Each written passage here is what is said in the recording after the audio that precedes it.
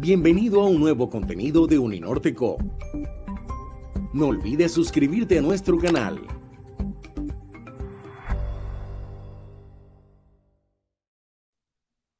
Hola, ¿qué tal? Buenas tardes. Bienvenidos todos y todas a la segunda sesión del ciclo Derecho y Cine, Distopías y Distorsiones del Derecho. El día de hoy hemos pues abordado la lectura, visualización de la película Libro 1984 de George Orwell. Realmente pues tomamos el pretexto de que fuera la película, pero lo que hicimos, pues literalmente fue, como se darán cuenta en las presentaciones, pues una vinculación entre lectura, video y pues obviamente reflexión sobre las distopías.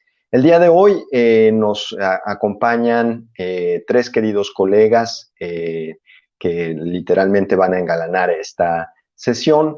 Y bueno, pues está con nosotros el día de hoy Liliana Obregón de la Universidad de los Andes. Su línea de investigación es Historia del Derecho Internacional y por supuesto le agradecemos su presencia el día de hoy. Muchas gracias por haber aceptado, Liliana, y ojalá que tengamos esta charla pues más a menudo en estos campos académicos. A ti, muchas También gracias. está... No, al contrario, Liliana. También está con nosotros Orlando Aragón, de ENES Morelia, de la Universidad Nacional Autónoma de México, un querido amigo y muy apreciado y admirado académico, que definitivamente nos va a aportar mucho desde la noción de las epistemologías del sur al respecto de nuestro tema el día de hoy. Orlando, muchas gracias por haber aceptado. Es un placer también platicar en este día contigo. Muchas gracias, Germán, a ti más bien por la invitación. Aquí estamos. Muchas gracias. Y también, no menos importante, al final de la casa, Manuel Góngora, con el cual hemos estado empezando a charlar algunos elementos súper importantes desde el carácter crítico del derecho internacional y que de alguna manera hemos estado empezando a tratar de transformar las dinámicas pues docentes y de investigación desde la Universidad del Norte, Manuel Góngora. Manuel, pues muchas gracias también. Obvio, investigador y profesor de planta de la Universidad del Norte y su investigación muy centrado en racismo, derechos humanos y también en el campo de derecho internacional. Gracias por haber aceptado, Manuel, y pues ojalá que disfrutemos todos y todas esta charla. Bueno, no, al contrario, Manuel. Entonces, el orden lo estuvimos charlando y bueno, al final concluimos que por la gradación de los temas, pues compaginamos que yo comenzara, arrancara directamente con la, eh, la charla. Entonces, voy a comenzar con un tema que es bastante conocido, creo que de todos, todas, que se refiere a una frase de Boaventura de Sousa Santos sobre lo que vivimos hoy en día al respecto de nuestras sociedades. Es decir, vivimos políticamente en sociedades políticamente democráticas, pero socialmente fascistas. Y creo que esa frase la tomo muy en el sentido de toda el alma que está proyectando este film o este libro, ya que nos lleva a pensar de qué manera la radicalización de los discursos puede transfigurarse de acuerdo a estos fundamentos del autoritarismo y de la vigilancia, incluso sea de las instituciones estatales o incluso también de la propia construcción social. En esa misma lógica, me parece que en toda la obra podemos encontrar un diálogo entre lo presente y lo ausente. Cuando me refiero a lo presente es justo la construcción de un mito, la construcción de un régimen de verdad, un régimen de signos que determinan la orientación de un presente a partir de la manipulación del discurso. muy en el sentido Foucaultiano de saber-poder, se establece una proyección de un monopolio que determina la orientación de la verdad. Bajo esa lógica, lo ausente es la memoria. Por eso nuestro personaje principal tiende a, incluso yéndole la vida de por medio, a violar las normas y a encontrar una libreta de la cual es partícipe en la escritura y en una de las primeras formas o expresiones de esa pantalla o de esa referencia de memoria, que es la página en blanco, era abajo el gran hermano. Así empieza la novela de Orwell y en esa misma lógica, en la escritura como parte del presente y que se contrapone a lo ausente, va a ser justamente algo que me llevó a reflexionar sobre el contenido esencial que es para mí la noción del neolenguaje. En esa lógica, el sistema de verdad, el sistema de disciplinamiento social construido por el Gran Hermano, pues constituyó un régimen simbólico de un tipo de lenguaje que reducía la realidad a una simplificación gramatical. Y esto definitivamente, como lo hemos charlado en algunos otros foros, tiende a encubrir, tiende a deformar la realidad. Y si regresamos al mismo asidero de pensamiento de Michel Foucault, pues nos damos cuenta que las disciplinas construidas en la Ilustración establecieron ese régimen simbólico de verdad para reducir la realidad al margen de las teorías. En uno de los textos más importantes de Boaventura de Sousa Santos, Toward a New Common Sense, justamente destaca la crítica sobre el cómo se reduce el mundo o la realidad posible solamente a la descripción de los regímenes de verdad dispuestos por la ciencia. Este neolenguaje en la metáfora de 1984 nos lleva a pensar nuestro presente. Nos lleva a pensarnos en el 2020 y, por supuesto, también nos lleva a pensarnos en la mitad del siglo XX. Si nos lleva a pensarnos el día de hoy, no es tanto por la afirmación simbólica de la reducción de la simplicidad de las ciencias, que sí, eso lo ocurre particularmente en el derecho, sino quisiera primero abordarlo en algo mucho más pragmático. ¿Qué es lo que sucede en Twitter? ¿Qué es lo que sucede en Facebook, en Instagram? Estamos reduciendo la realidad posible incluso en número de palabras. Estamos reduciendo la realidad de lo expresable a un régimen simbólico visual. Y esa visual es una homologación cuasi universalista o de pretensión universal de un régimen de civilización particular que es el capitalismo neoliberal. En esa imagen de mundo hemos reducido las posibilidades y justamente por eso partía de la premisa de Boaventura, porque las posibilidades se reducen justo al régimen simbólico. ¿Qué posibilidades hay de cambiar el mundo? Pues vean ustedes en la expresión gráfica de Netflix. ¿Cuántas series tratan sobre cambiar el mundo? Pues ninguna. En el imaginario colectivo, como esta manifestación emancipatoria de creación de alternativas, solo encontramos una cosa, el fin del mundo. Y es mucho más fácil imaginarnos el fin del mundo que imaginarnos alternativas. Esta simplificación del mundo que se ha llevado a cabo con base, sea por la reducción pragmática de estas redes sociales o incluso por el régimen simbólico de los dispositivos de control que viven en la ciencia, pues son parte de nuestra realidad. Buscamos más derechos, buscamos definitivamente, como lo establecía en otro lugar, en un texto hace no mucho tiempo, decía que el siglo XX se había afirmado en la construcción de buscar el contenido de las utopías. Y hoy en día nuestro papel es hacer que las distopías no avancen más. Sin embargo, como lo veremos en el resto de las participaciones, el carácter autoritario de los estados lo tenemos a la puerta de la esquina. Y entonces, en ese mismo camino, la remembranza del Gran Hermano, la remembranza de estos discursos de odio, que se hacen patentes en la obra de Orwell, pues los encontramos prácticamente en el ejercicio de la denuncia de la diferencia y la afirmación del yo sobre cualquier otra condición que no sea la representación de mis mismos intereses. Hemos vivido en los últimos años en la región, tanto latinoamericana como también en Europa y en Estados Unidos de Norteamérica, un giro en la política.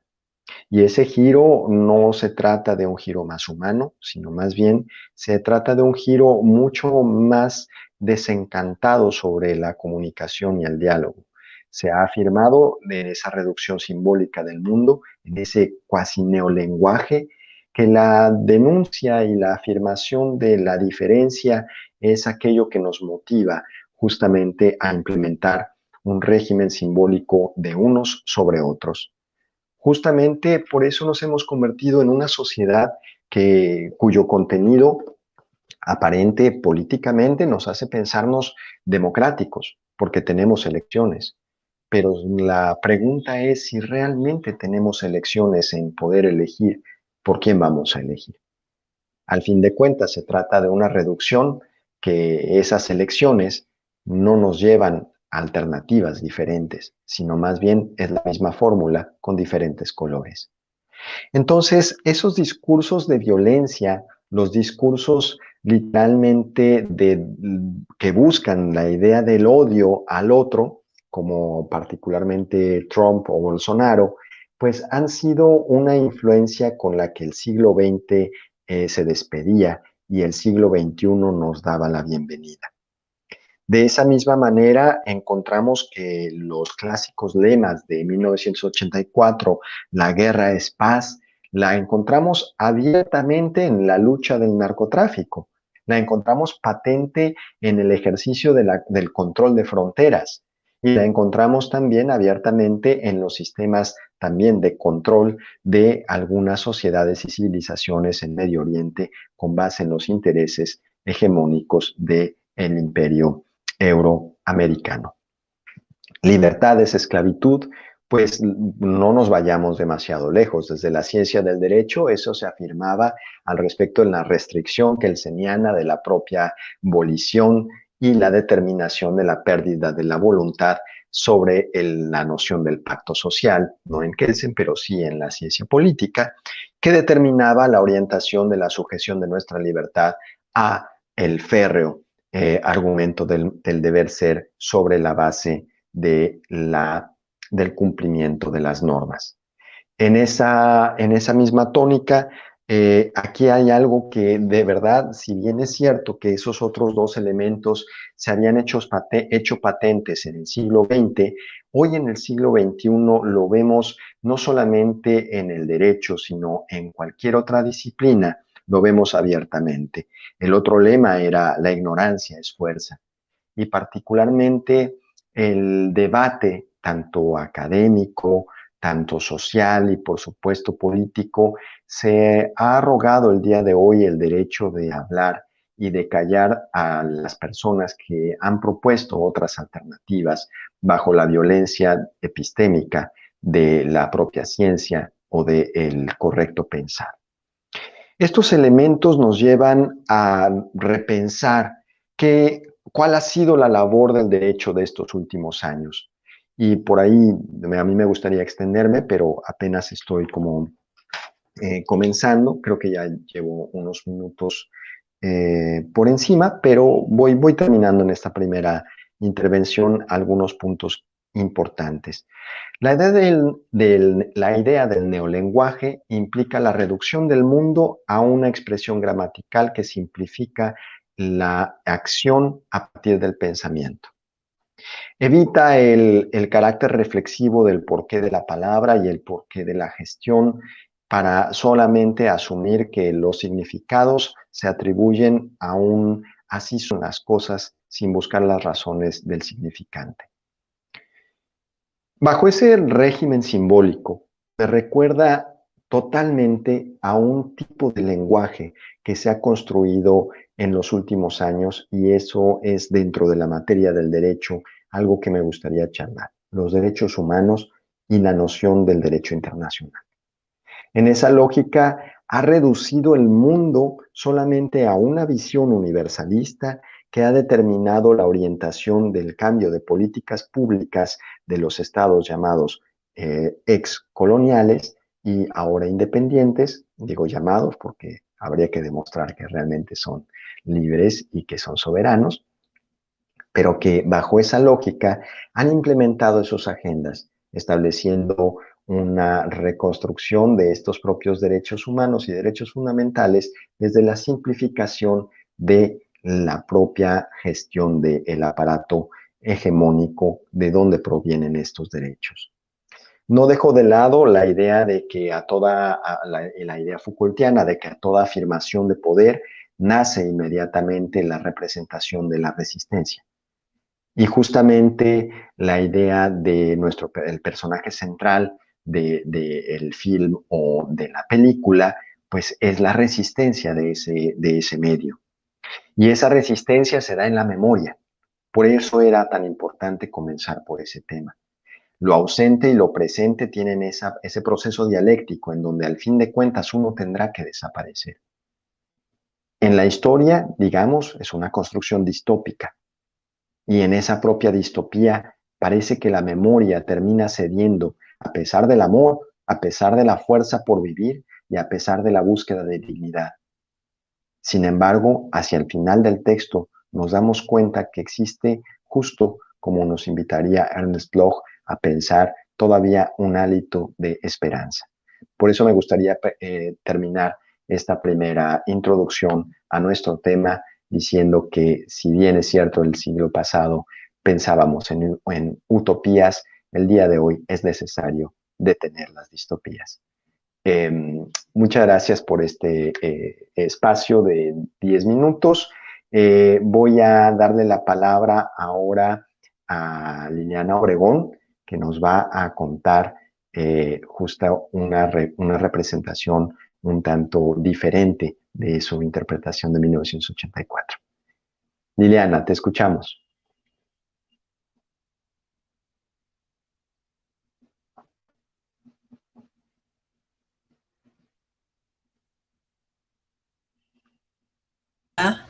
Hola, ahora sí. Ya está. Sí, Hola. listo. Muchas Hola, gracias, Liliana. Germán. Hombre, Pues excelente introducción para tantos temas complejos que al volver a releer, o en mi caso también a escuchar la versión del libro de manera oral, hay tantos temas que a veces no alcanzamos digamos, a interpretar en el contexto actual o en el hacer de la historia, que es tal vez uno de los temas que más me interesan de este texto y este análisis. Pero pues hay tantos otros temas que fui viendo que podríamos discutir, que no sé si tengamos tiempo, como los temas de género, de sexualidad, de raza, control social, del tema de la protesta social que estamos viviendo ahora en tantos sitios.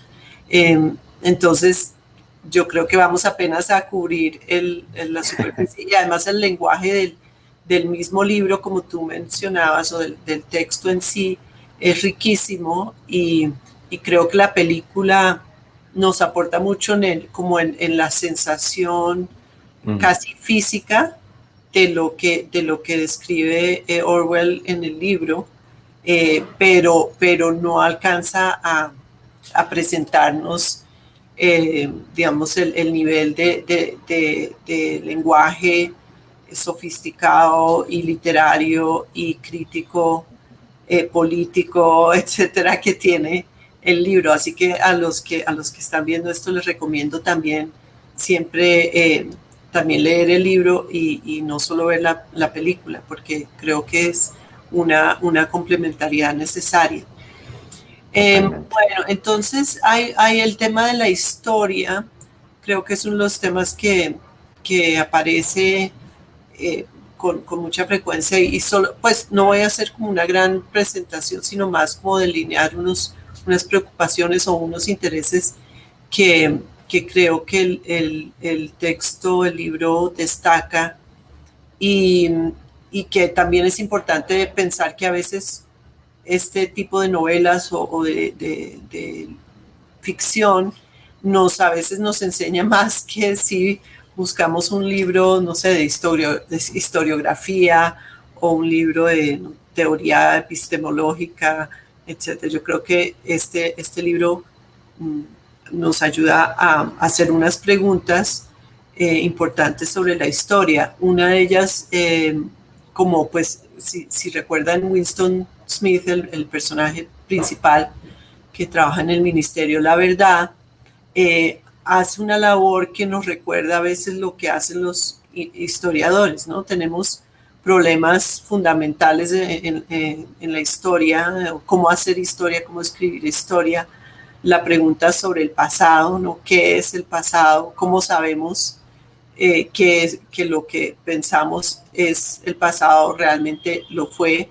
¿Qué es el conocimiento de ese pasado? ¿Y qué es la historia? Entonces, esa noción de la construcción de la historia, y en el caso tal vez de 1984, tal vez podríamos decir que la misma desaparición de la historia, o sea, la misma eliminación de la historia, o la selección y la reescritura de la historia, como hace Smith, al punto en que es casi que enloquecedor el hecho de no saber cuál es la memoria real y cuál es la ficticia en esta construcción de la historia, y el poder que tiene, el poder político y digamos también jurídico, ¿no? Ya que estamos hablando en el espacio del derecho, construir narraciones que terminan siendo normativas y que pueden tener resultados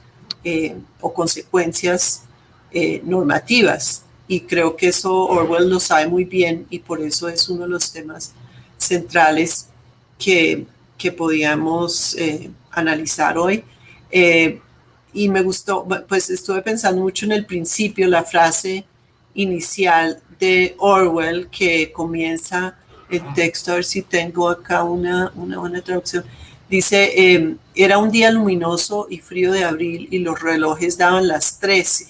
O sea, con eso ya comienza a distorsionar pues la idea del tiempo, porque pues no conozco relojes que den las 13, ¿no? Pues sabemos que también podría entenderse como la 1 de la tarde, pero las 13 es un número raro para la forma como medimos el tiempo. Entonces ya hay una confusión ahí sobre cómo se mide el tiempo desde la primera frase de la novela. Y lo otro que quería, pues para contextualizarlo más para nosotros en América Latina y para nuestro tema también de derecho internacional, es que el 1984 de Orwell realmente es el 1948 que está viviendo en ese momento, en que está escribiendo el libro y en que acaba pues de terminar la Segunda Guerra Mundial. Entonces, y él mismo en alguna entrevista o algún ensayo posterior dice que él no está haciendo futurismo necesariamente, entonces está más bien hablando del pasado, otra confusión que nos genera el título que ponga 1984 en lugar de 1948, pero hice ahí una análisis, no sé si muy válido para nuestro contexto latinoamericano, y es que 1948, además abril y además a la 1 de la tarde, como comienza el texto, es cuando ocurre el asesinato, o el 9 de abril para ser más exactamente, más precisa, el 9 de abril del 48 a la 1 de la tarde asesinan a Jorge Eliezer Gaitán en Bogotá durante la 9ª Conferencia Panamericana, cuando se crea la Organización de Estados Americanos.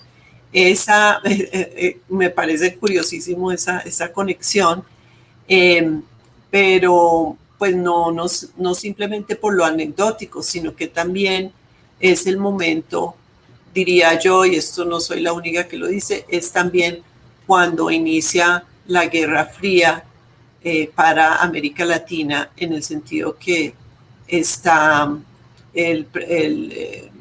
George Marshall, el presidente, el que dirige la conferencia panamericana, digamos, el que da el dinero a Europa para restablecerse después de la Segunda Guerra Mundial con el Plan Marshall, viene a Bogotá para dirigir la conferencia panamericana, y con el asesinato de Gaitán lo vuelve vuelve toda la situación en una de que ha llegado el comunismo no a Colombia, sino a la región, América Latina, y embarca a toda la conferencia en ese momento a hacer las primeras resoluciones de la OEA en contra del comunismo, y esa lucha contra el comunismo, para conectarlo de nuevo con Orwell, con el 1984, tiene un aspecto de control no solo pues militar, sino también cultural, bueno, no solo militar y económico, sino también cultural, de muchas maneras en que el control sobre lo que se produce en los medios de comunicación, aún en la literatura, aún en otras formas de comunicación de la época, están siempre restringidos o vigilados por este proyecto, digamos, anticomunista de Estados Unidos, en el cual se embarcan muchas naciones de la región a través de la OEA y también de sus propias políticas nacionales, ¿no? Entonces creo que ahí podríamos hacer una conexión interesante y volver al tema de si el texto de Orwell es una crítica al comunismo o una crítica al capitalismo. Y creo que, pues como lo vamos a ver más adelante, es más bien a regímenes totalitarios, porque él está pensando en la Alemania nazi y en la Unión Soviética, también en su fase más extrema de stalinista, pues. Entonces creo que los dos ejemplos para él son lo que está motivando, porque él se define en la vida real, digamos, como un socialista demócrata. Entonces no es necesariamente una crítica al comunismo, sino a la versión más extrema totalitaria de esa forma política. Entonces, ese era uno de los temas que quería plantear, el tema de la construcción de la historia. Y pues el otro tema, que es tal vez mirándolo desde una perspectiva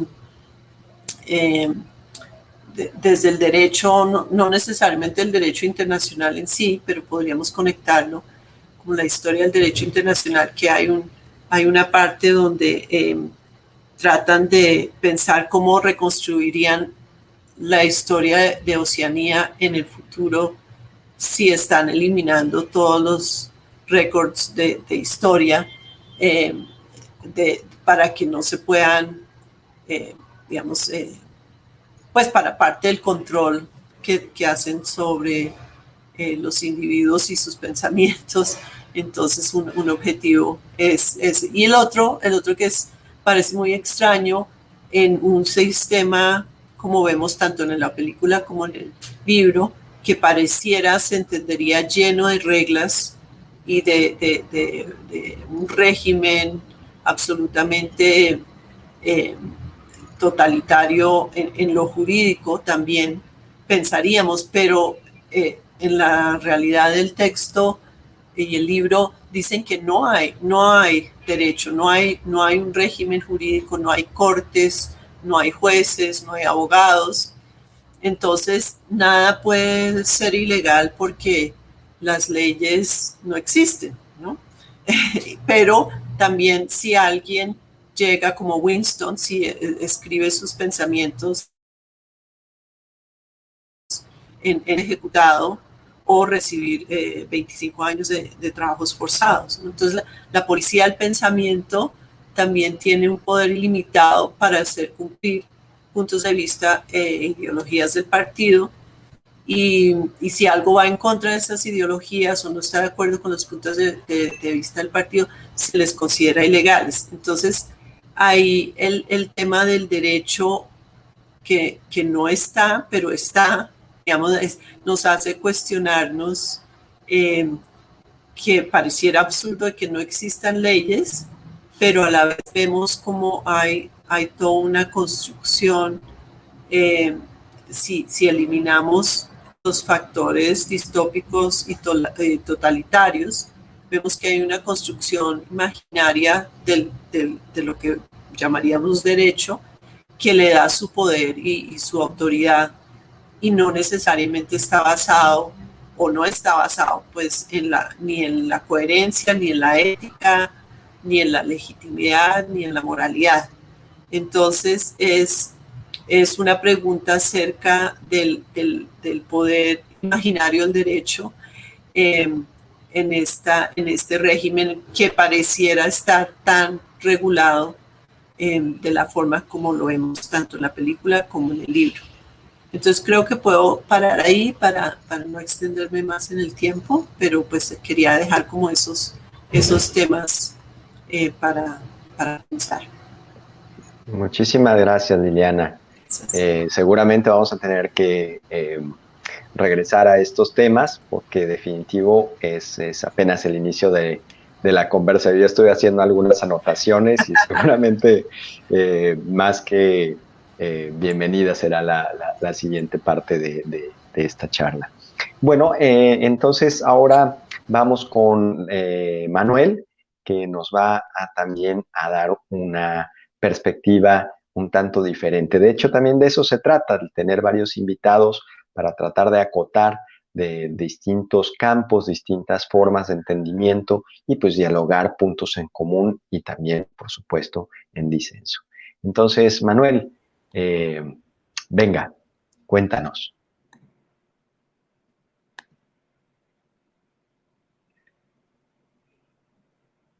Bien. Hola, bueno, muchas gracias. Espero que me estén escuchando. Sí, te escuchamos perfecto. Bien, yo había preparado una presentación que espero que les guste. Genial. Digamos que, no sé si la pueden ver ya. Sí. Bueno, estamos viendo, sí, ya. Okay. Lo otro creo que era la visión cruda del Gran Hermano, pero ya estamos viendo. Bien, bueno, yo, pues digamos que había pensado originalmente cuando me invitaste que quería hablar sobre el amor en la película y sobre los derechos a la intimidad, digamos, lo que involucra eso en el contexto actual, o sea, una pérdida total de la intimidad con Facebook y con todas estas redes que son mecanismos de vigilancia permanente de todo lo que hacemos, de todo lo que consumimos, etcétera. Pero con el discurso de hace 2 días de Trump, del debate, quedé muy afectado, digamos, y quedé muy preocupado. Entonces decidí que voy a hablar sobre totalitarismo. Y pues bueno, un poco como lo que aclaró Liliana, quiero analizar algunas, pues más allá de las adaptaciones al cine del libro de Orwell, quiero pues en realidad analizar el contexto del libro, que como ella lo explicó, pues viene de 1948. Es decir, lo que Orwell vio, digamos, en su experiencia ya casi en los últimos años de su vida, que fueron el totalitarismo nazi y el totalitarismo estalinista, ¿no? Que también fue un tema con otro libro previo de él muy conocido, que es Animal Farm.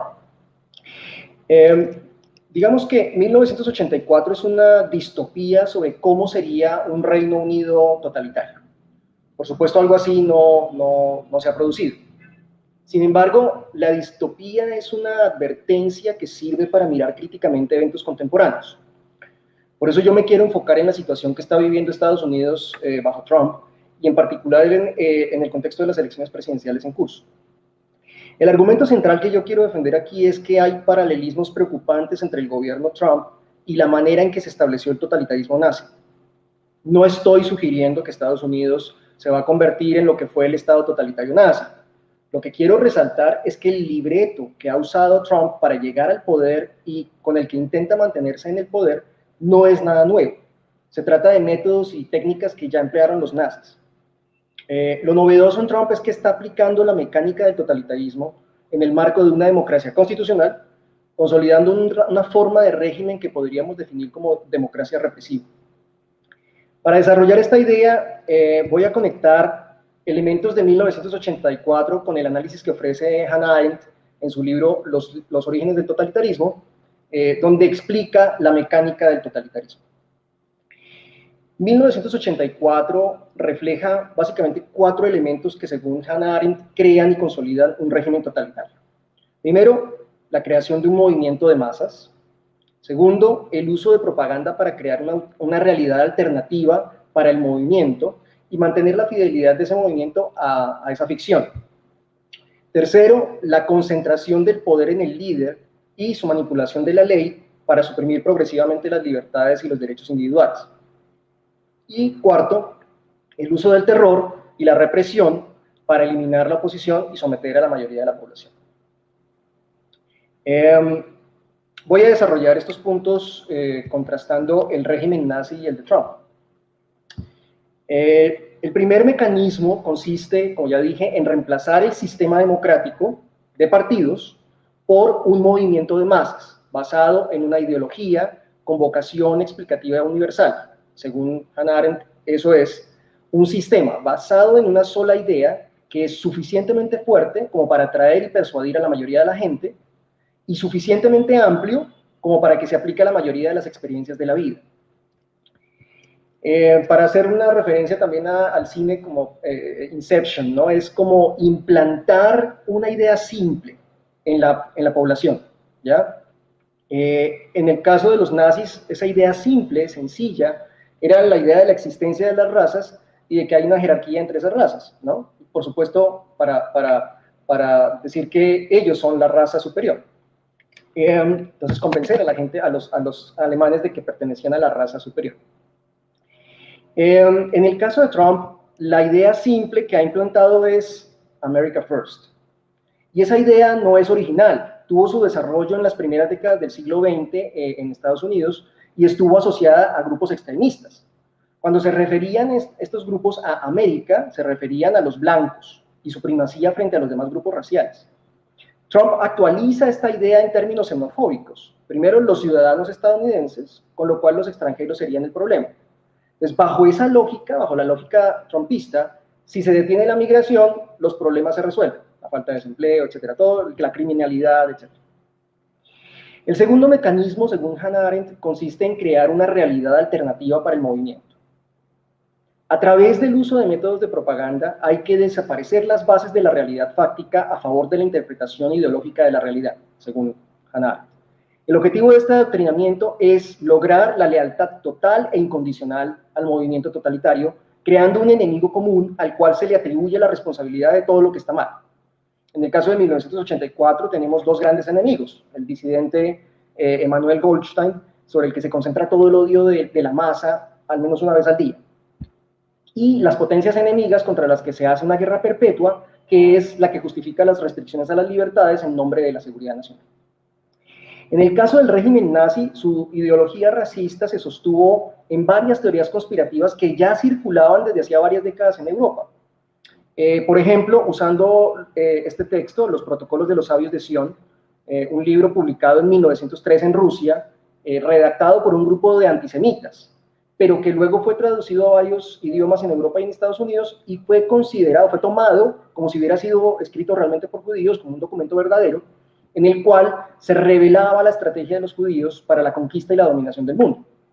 Ese texto exacerbó los odios contra los judíos y fue una de las fuentes usadas por Hitler al redactar Mi lucha. La clave aquí es, digamos, convencer al mayor número posible de personas que las bases fácticas de la ideología son correctas. En el caso de los nazis, la existencia biológica de razas y que existen jerarquías. Para ello se pueden utilizar diferentes técnicas de manipulación propagandística, las que desarrolló Goebbels, que en realidad me gustaría discutir de tal vez si tenemos el tiempo para hacerlo posteriormente. Con el tiempo, y prácticamente sin notarlo, la gente se va radicalizando en sus posturas y se vuelve reacia a considerar otras visiones. Así se logró que creyeran en teorías conspirativas ajustadas a esa ideología racista. De este modo, por ejemplo, fue posible convencer a la gente de cosas tan absurdas como el que los judíos secuestraban niños para beber de su sangre, o que realmente eran una amenaza porque aspiraban a lograr la dominación del mundo. A pesar de lo inverosímil de estas teorías conspirativas, este es el tipo de ideas que defienden supremacistas blancos y otros seguidores de Trump agrupados en el movimiento QAnon. Ellos afirman que hay una élite del Deep State y de liberales de Hollywood que tienen una red de pedófilos caníbales que hacen libaciones con sangre de niños secuestrados para mantenerse jóvenes y tener poderes especiales. Creen que Trump está en una lucha secreta contra ellos, contra esta élite, y que se acerca el día en que los capturará a todos y los eliminará, iniciando una nueva era de paz y de armonía. Según Hannah Arendt, las políticas totalitarias no son solo racistas, imperialistas o comunistas. Usan y abusan de sus elementos ideológicos y políticos hasta que desaparecen las bases de la realidad fáctica a favor de su interpretación de la realidad. La lucha de clases en el caso de los comunistas o la superioridad racial en el caso de los nazis. La rapidez con la que logran esta desconexión con la realidad fáctica depende de la fortaleza y capacidad de difusión de su propaganda. Hannah Arendt también decía que las masas ideologizadas llegan a un punto en el que pueden creer en todo y en nada, y pensar que todo es posible y que nada es verdad. Es un poco como el doble pensar. Esto está magistralmente desarrollado en 1984 con la idea del doble pensar y el control de la historia, que ya desarrolló también, bueno, Germán y Liliana. Pero también nos ayuda a entender hoy a los terraplanistas, los que creen en la invasión de reptilianos y los que creen que el coronavirus se transmite por antenas de 5G. También, además, nos explica la férrea defensa de los trumpistas por su presidente.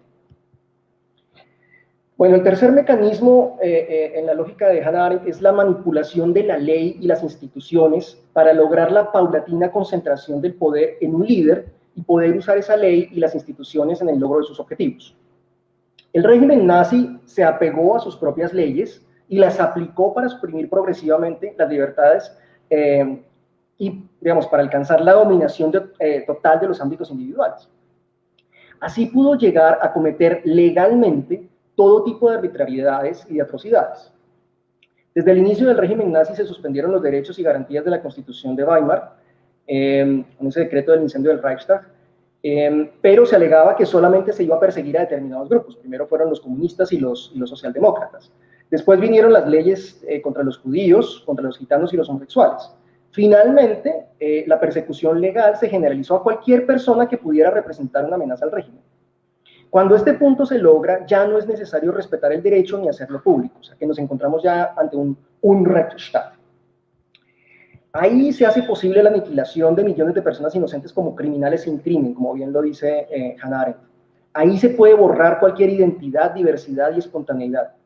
Se les puede infringir todo tipo de atrocidades. Se les puede llevar a campos de concentración y se les puede conducir a cámaras de gas como un acto mecanizado sin bestialidad individualizada. Pero esto no basta. Hay que asesinar a la persona moral, borrar los vestigios de su existencia, prohibir su recuerdo en su círculo de amigos. Según Hannah Arendt, una vez alcanzado este punto en el que el Estado es capaz de privar al ser humano de su carácter humano y de borrar su existencia, el líder ya es reemplazable. Ante la eventual muerte del gran hermano, el país obedecerá a cualquiera que ocupe su puesto. En el caso de Trump, su énfasis en estos 4 años en términos legales ha sido el recorte de libertades y derechos de los migrantes, predominantemente, o sea, lo sabemos, son predominantemente latinos.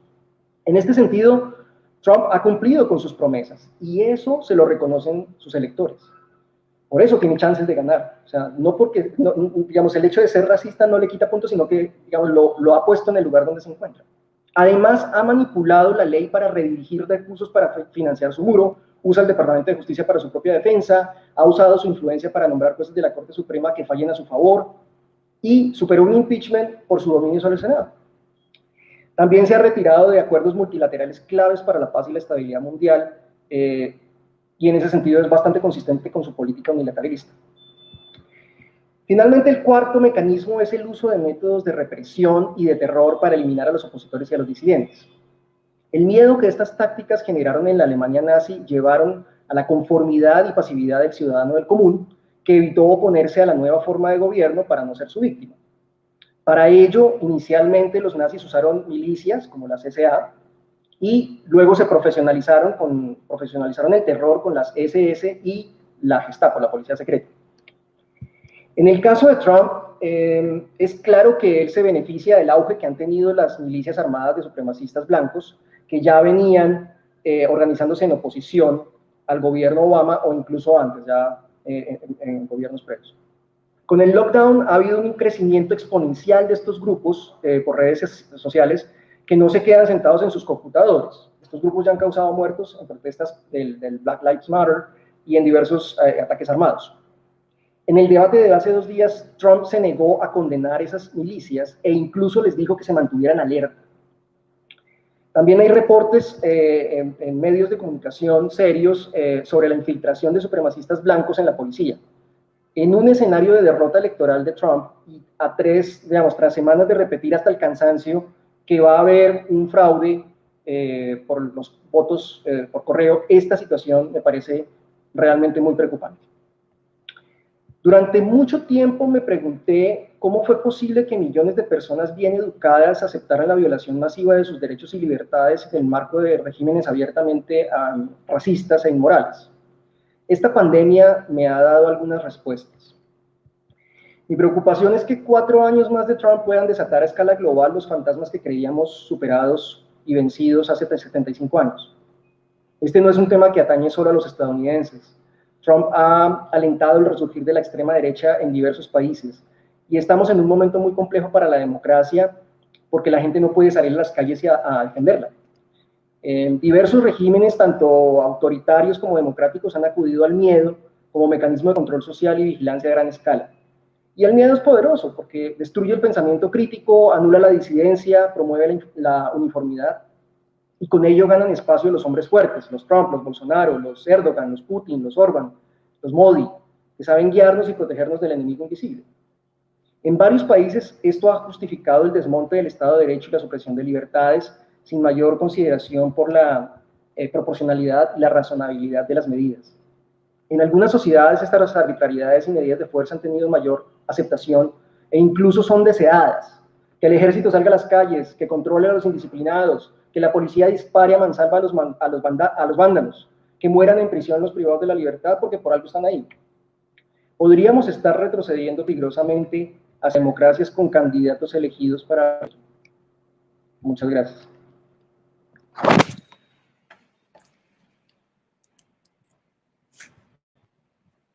Me parece que tocas uno de los temas más candentes del momento, que definitivamente evocas estos mismos, digamos, trazos de realidad distópica que se viven hoy en día y la posible bisagra que tenga a convertirse de bisagra a desgarradura. Pero afortunadamente aún estamos en esta condición un tanto dialógica, aunque es por vía del Gran Hermano que podemos hacer esta charla y estos quizás denuncias también académicas y llamados a la participación en la reflexión y en el debate político y, por qué no, también filosófico-jurídico. Muchas gracias, Manuel.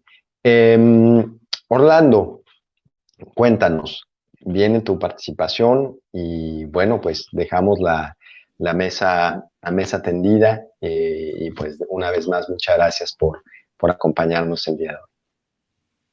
No, al contrario, Germán, pues agradecer la invitación, siempre sabes que hay un gran admiración, un gran respeto hacia tu persona, hacia tu trabajo y bueno, se te extraña en México, siempre también hay que decirlo. Pero bueno, qué bueno que allá los estudiantes de la Universidad del Norte te tengan como profesor entre sus filas y entonces eso debe ser una fortuna para ellos. Pues agradecer, ¿no? También a los compañeros, a los colegas que yo creo que han hecho intervenciones pues muy, muy interesantes, muy relevantes, y que bueno, siempre a uno le queda el desafío de, pues bueno, de con todas estas ideas, qué es lo que uno puede ya sumar a lo dicho, ¿no? Por decirlo de alguna manera. Y bueno, yo quisiera plantear una cosa quizás un poco más general, ¿no? Pensando, pues justamente esta película de 1984, el libro de Orwell, etcétera, y sobre todo a raíz todavía un poco de un ciclo de cine que, bueno, creo que fue a propósito de ahí que me invitó Germán, que estuvimos comentando más bien una especie de antítesis de este trabajo, de este filme también, que es V de Venganza. Y justamente yo me quedé un poco con esa como comparación de estas dos propuestas muy distintas. Y bueno, yo quisiera compartirles unos pues, comentarios generales que realmente me parecen reflexiones necesarias que tenemos que hacer y quizás también un poco a la luz de lo que miramos desde México, ¿no? En este momento, en esta situación, que además pues viene muy a modo, ¿no? Yo creo que es una gran selección este libro, película de Orwell, por los tiempos que hemos vivido, los tiempos recientes.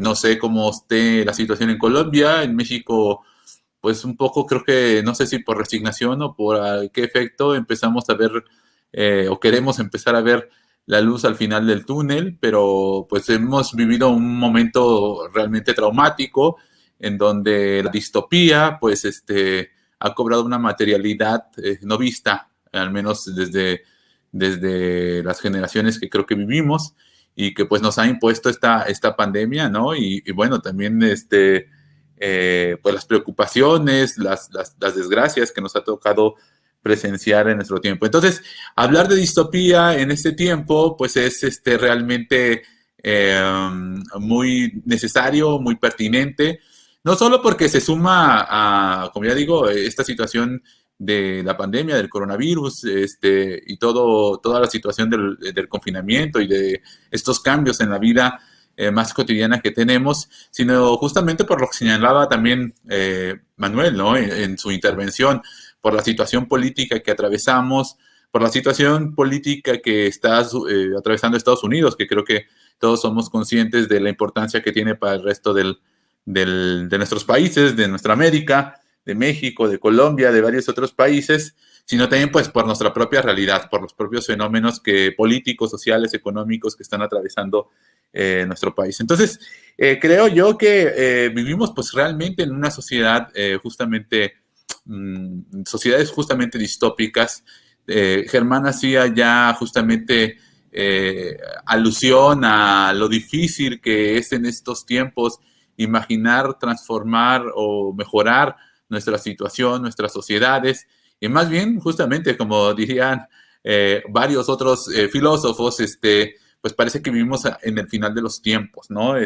Todo, hasta la cultura popular, es recurrente este tema, digamos, en lo más establecido digamos, por el mercado, que viene desde los apocalipsis zombies hasta cualquier tipo de alusión que pueda pasar que un meteorito caiga en la Tierra, etcétera.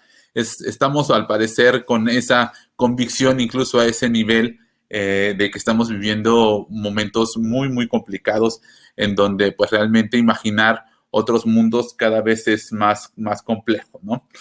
¿Qué decir, no? Yo creo que el texto de Orwell, pues justamente, como ya también lo comentó la profesora Liliana y los compañeros, pues nos habla, bueno, Manuel creo que se detuvo más ahí, nos habla del totalitarismo, ¿no? Y de un totalitarismo que si bien está anclado en dos experiencias, pues obviamente muy cercanas al propio año de 1948, que efectivamente fue cuando se escribe este libro, se publica un año después, y si no mal recuerdo, un año después muere Orwell. Entonces digamos, al parecer muere en un momento pues de mucho pesimismo, ¿no? Por decirlo de alguna manera, pues nos refleja una forma singular que efectivamente estudió más bien bastante bien Hannah Arendt, y que sigue siendo pues justamente un referente como Manuel nos lo ha demostrado su brillante exposición hace un momento. Sin embargo, habría que preguntarnos, ¿no? Y habría que pensar también cuáles son las diferencias del totalitarismo que vivimos en nuestra época, o si vivimos en un totalitarismo, si a estas sociedades con las que lidiamos, en las que crecemos, en las que vivimos, en las que socializamos, son totalitarias o no, ¿no? Para muchos de nosotros, pues lo son, pero evidentemente no con el Estado tan estadocéntricas, por decirlo de alguna forma, no como se lo imaginaba y como ocurría justamente en la mirada de Orwell en 1984, ¿no? Creo yo que estamos sujetos a la dictadura del mercado y que esta recupera elementos justamente de estas lecturas distópicas que se establecían pues hace cuánto tiempo, pero que suman otras factores, otras dimensiones, otros elementos que hay que estar, digamos, pendiente. Aquí nuestras sociedades, si bien hay Trumps, hay Bolsonaros, hay personajes de esta naturaleza, creo que todos alcanzamos a intuir que finalmente estos personajes responden a ciertos intereses, ¿no? Y que no están más allá de los intereses que el propio mercado establece, o al menos desde mi perspectiva, así lo miro, ¿no?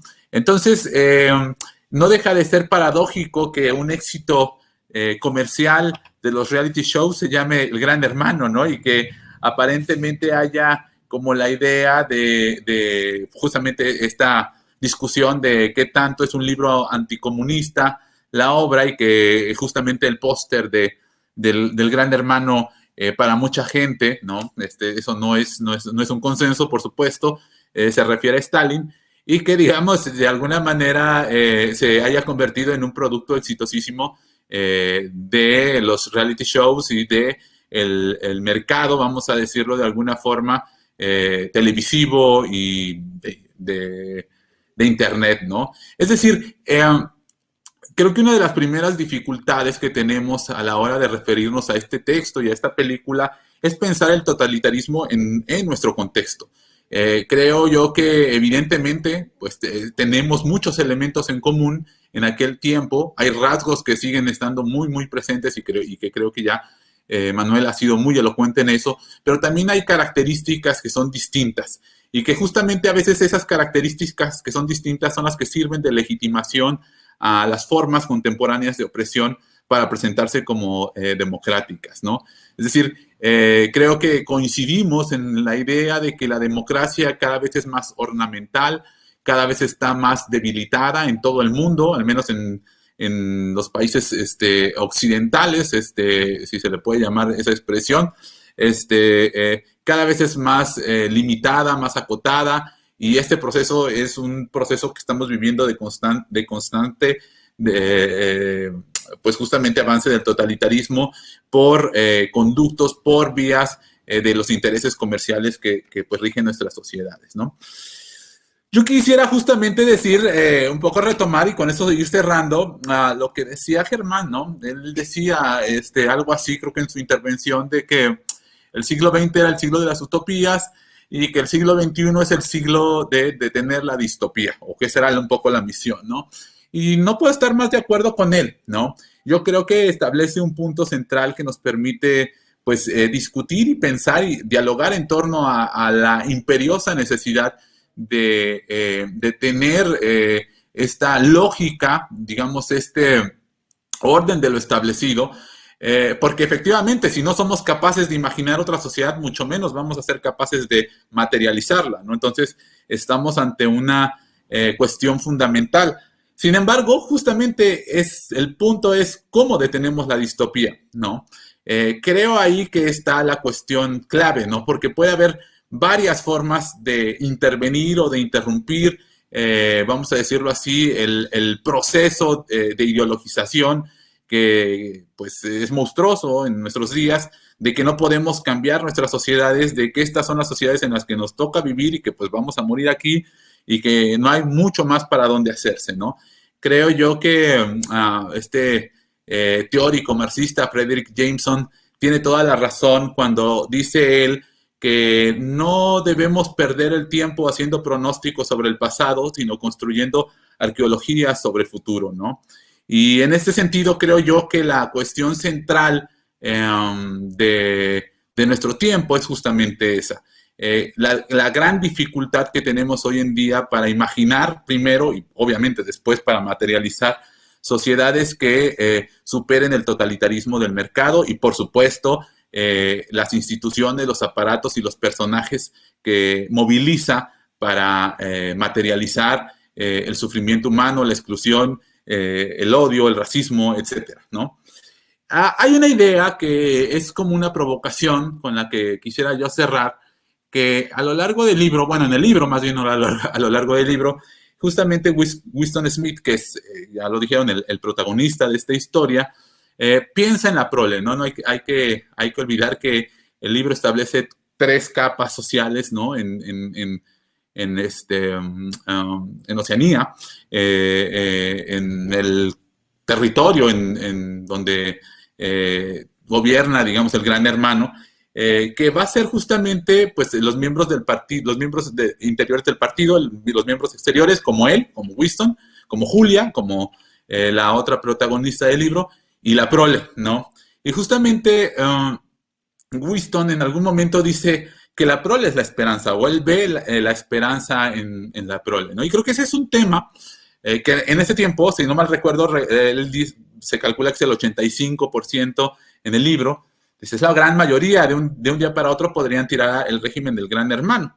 Y yo creo que ese sigue siendo un tema que es recurrente en las ciencias sociales, en la teoría crítica, y que pues a muchos de nosotros nos tiene justamente dando vuelta desde un pensamiento que ha pasado por mucha, digamos, por una trayectoria muy larga que a lo mejor podemos rastrear incluso más allá de Gramsci, pero que ahora, por ejemplo, en buena parte endereza muchas de las discusiones poscoloniales, ¿no? Y que es justamente el tema de que quizás para nosotros, como a Winston Smith, la imaginación se nos ha agotado para imaginar otras posibilidades, ¿no? Pero en otros contextos, en otras capas, por la necesidad, por las luchas cotidianas, por la resistencia, esta imaginación no se ha perdido del todo.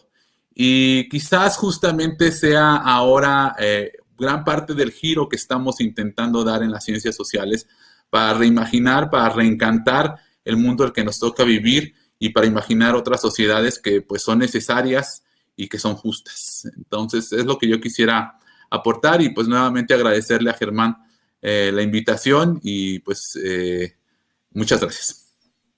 Muchas gracias, Orlando. De verdad, me parece muy pertinente. Literalmente hicimos como un principio y cierre muy interesante que me gustaría en una ronda que tuviéramos ahora, una ronda de 5 minutos para finalizar nuestras ideas. Y mientras tanto, pues pedirle al público que se encuentra ahora pues presente, que empiece a redactar pues las preguntas que quisiera dirigirle al panel, mientras nosotros tratamos de expresar nuestro argumento de cierre. Nos encantaría que nos manden preguntas, discusiones, debates o simplemente comentarios para poderlos dialogar y tener pues este ejercicio pues mucho más horizontal que nos permiten las redes sociales y, por qué no, pues el Gran Hermano. Yo quería tomar estos 5 minutitos para establecer un punto de contacto con las diferentes participaciones de ustedes y me parece que ese punto viene de una noticia que cuando yo la vi, literalmente algo me dijo que las cosas iban a estar peor de como yo las había pensado.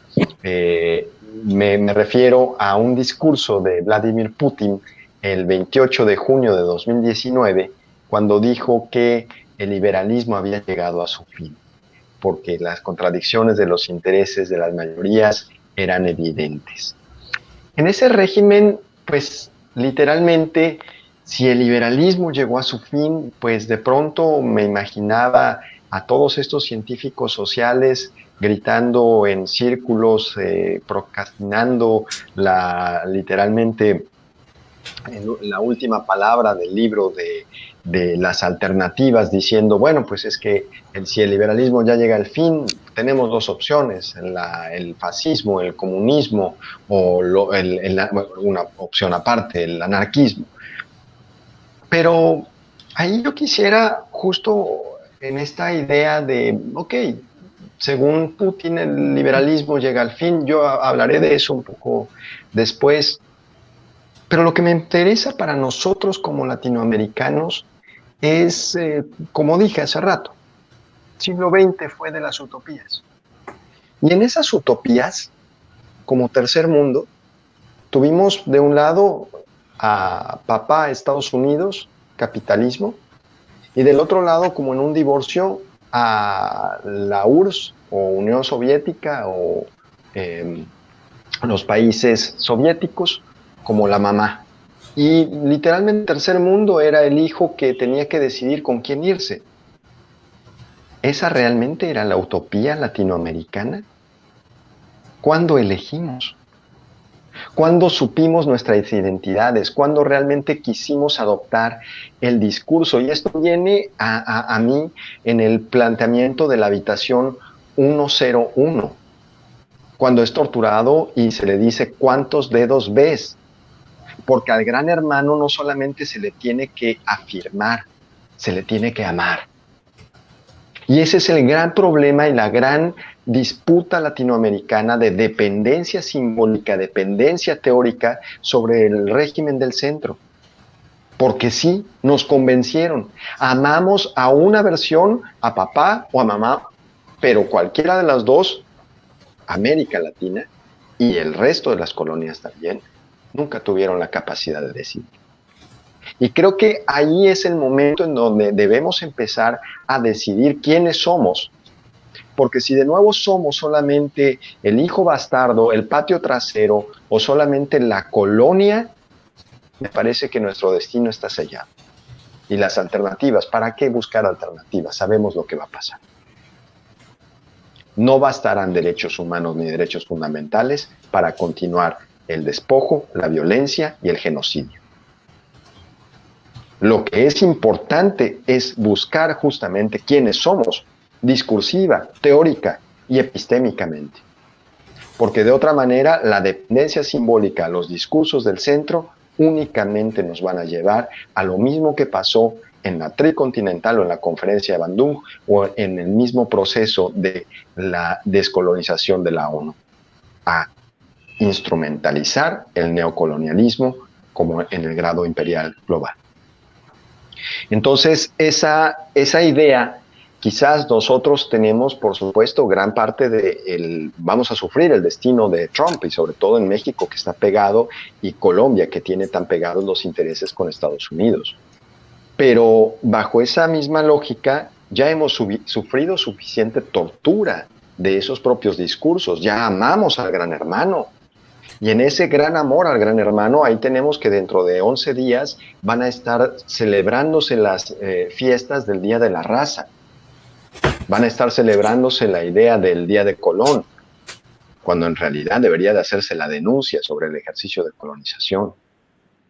Y de esa manera, creo que en estos puntos críticos, limítrofes del estándar del discurso anterior, es necesario empezar a evocar la emergencia de otros discursos. Por eso coincido con la participación de Orlando en cuanto a que la participación activa política desde abajo ha generado la proyección de alternativas políticas, epistémicas y ontológicas. Y creo que es momento de empezar a desmontar esos grandes imperios cognitivos para tratar de explicar nuestras realidades hoy en día. Quizás suene utópico, pero yo prefiero la utopía a dar paso a la distopía. Me gustaría que continuáramos en esta misma lógica, no sé si me tardé 5 minutos o más, que cada uno en el orden, si quieren, o en desorden, pueden continuar, tomar la voz por unos 5 o 7 minutitos para que podamos completar nuestras participaciones o reacciones, incluso con las de los demás y la mía, por supuesto, que también es más que una provocación amistosa siempre, en cuanto a las políticas de la amistad, por supuesto.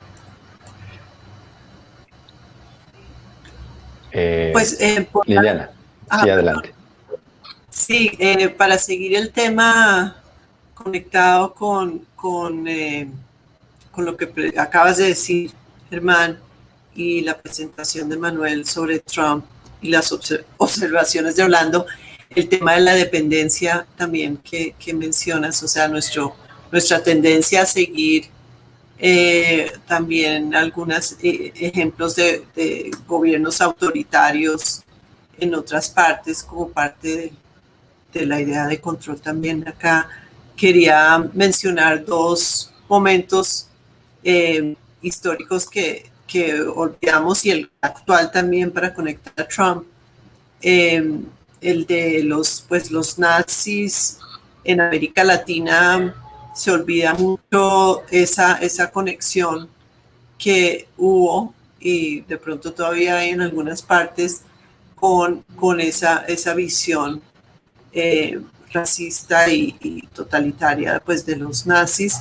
Y un ejemplo que es sorprendente, pero que ocurrió en realidad fue en 1938, la inauguración de la Biblioteca Nacional en Bogotá tuvo una exhibición del gobierno nacional socialista alemán y presentaron como regalo más de 2.000 libros, la mayoría, pues una buena parte que eran con el objetivo de endoctrinar y de mostrar o promover la visión de ellos en el momento. Y también, pues, también tenía mucha literatura tradicional alemana, etcétera. Pero, pues, la presencia muy, muy, muy fuerte en ese momento de la Alemania nazi en la Biblioteca Nacional conecta con, ¿no?, el tema de 1984 y el manejo de lo que se escribe y lo que se informa y con la realidad de nuestra región. Y otro dato curioso es que en la misma época en Medellín invitaron a una exposición que era itinerante que tenían los nazis sobre el arte degenerado. Y entonces hubo esa exhibición en Medellín del arte degenerado, como también para mostrar en Colombia, creo que Laureano Gómez estuvo como parte de la razón teórica de por qué el arte degenerado no era una manifestación de una sociedad en decadencia, que lo mostraban como un ejemplo moralizador, ¿no? Entonces, creo que pues estoy segura que en México deben haber ejemplos, en Chile conocemos más, Chile y Argentina tal vez, ¿no?, en el Cono Sur, pero estoy segura que en nuestra región andina y en Centroamérica también hay ejemplos de eso, que no fuimos, digamos, críticos completamente con el régimen nazi. Entonces, ese es. Y con lo de Trump, recuerden que hace poco estuvo Ivanka en Colombia, ¿no?, como el que le hicieron su gran homenaje y en un momento, además, creo que están en el impeachment de Trump y todo, o sea, les pareció lo máximo traer a Ivanka, y pues ahí hay la conexión con Venezuela, que ya sabemos que tiene el interés el gobierno de Trump. Entonces, eso, y hace unos días apenas, Trump en Miami menciona a Petro, ¿no?, para hacer la conexión de que voten por él los latinos o los colombianos en Miami, porque si no, pues miren, tienen a Petro, ¿no? Entonces, usando otra vez el discurso del antichavista, que ya, del fake news también, de la penetración del comunismo nuevamente en la región. Y también, pues, esa conexión me parece también interesante, porque aquí también seguimos tratamos de imitar a veces también lo malo, ¿no? No solo copiarnos de lo bueno o hacer algo novedoso, pero a veces ese tipo de ejemplos. Entonces creo que lo que Manuel decía es muy importante para verlo como no solamente algo externo y pues un modelo a no seguir, sino que precisamente como es Trump y es el presidente de Estados Unidos, pues da también una pauta para ser seguido y le da legitimidad a ese discurso en otras partes del mundo. Y ahí conectamos pues también con las relaciones internacionales o el derecho internacional, el desconocimiento del derecho internacional, la legitimidad también para otros estados, otros gobiernos de ultraderecha, yo creo, porque tienen que ya estar como escogiendo el no participar en esta comunidad internacional y seguir ese lineamiento como una parte de su política. Esperemos que se caiga completamente ahora, pero sí es muy, muy peligroso todo lo que ha venido pasando también para nosotros. Entonces, quería dejar ahí como esos comentarios que no muy organizados, pero creo que estaban flotando por ahí la conexión con lo que venían diciendo. Totalmente, Liliana. Muchas gracias. Manuel o Orlando, ¿quieren profundizar? Bueno, tenía también varias ideas sueltas de lo que he venido escuchando, que también me ha parecido muy, muy interesante. Lo que mencionó Orlando de la búsqueda de las alternativas me parece clave, ¿no? O sea, el diagnóstico ya está más o menos hecho, digamos, sabemos cuáles son los riesgos, el que quiere ver, el que tenga ojos que vea. La situación es bastante grave y es clara. La pregunta es qué hay que hacer, ¿no? Y tal vez hay una pregunta también entre las personas que nos están viendo, que está encaminada en esa dirección. Entonces, parcialmente toco un poquito ese tema, aunque me gustaría desarrollarlo más después, o tal vez que digamos, ustedes también puedan, ayudar a responder eso. Pero efectivamente sí, el tema de la búsqueda de las alternativas sí es un tema clave, es algo en lo que deberíamos enfocarnos, porque claro, evidentemente, o sea, después de verse esa película o de leer el libro, uno queda con esa sensación de frustración, sobre todo esas fases tan terribles, por ejemplo, en la parte de la tortura, donde uno dice, en serio, por favor, resiste, y ya pierdes la esperanza y al final le traiciona su amor y bueno, o sea, como que al final uno dice, en serio, bueno, no hay que culparle, realmente cualquiera en una situación de esas reaccionaría en esa forma, pero digo, es que al final es como tan desesperanzador el mensaje. Yo creo que en lugar de eso y ante, digamos, estudiantes, lo que hay que promover es digamos, el ingenio, la creatividad, el cómo salimos de este entuerto, de cómo podemos reaccionar, ¿no? Ante esta situación. No solamente quedarnos con el análisis, sino, digamos, buscar qué salidas podemos encontrar.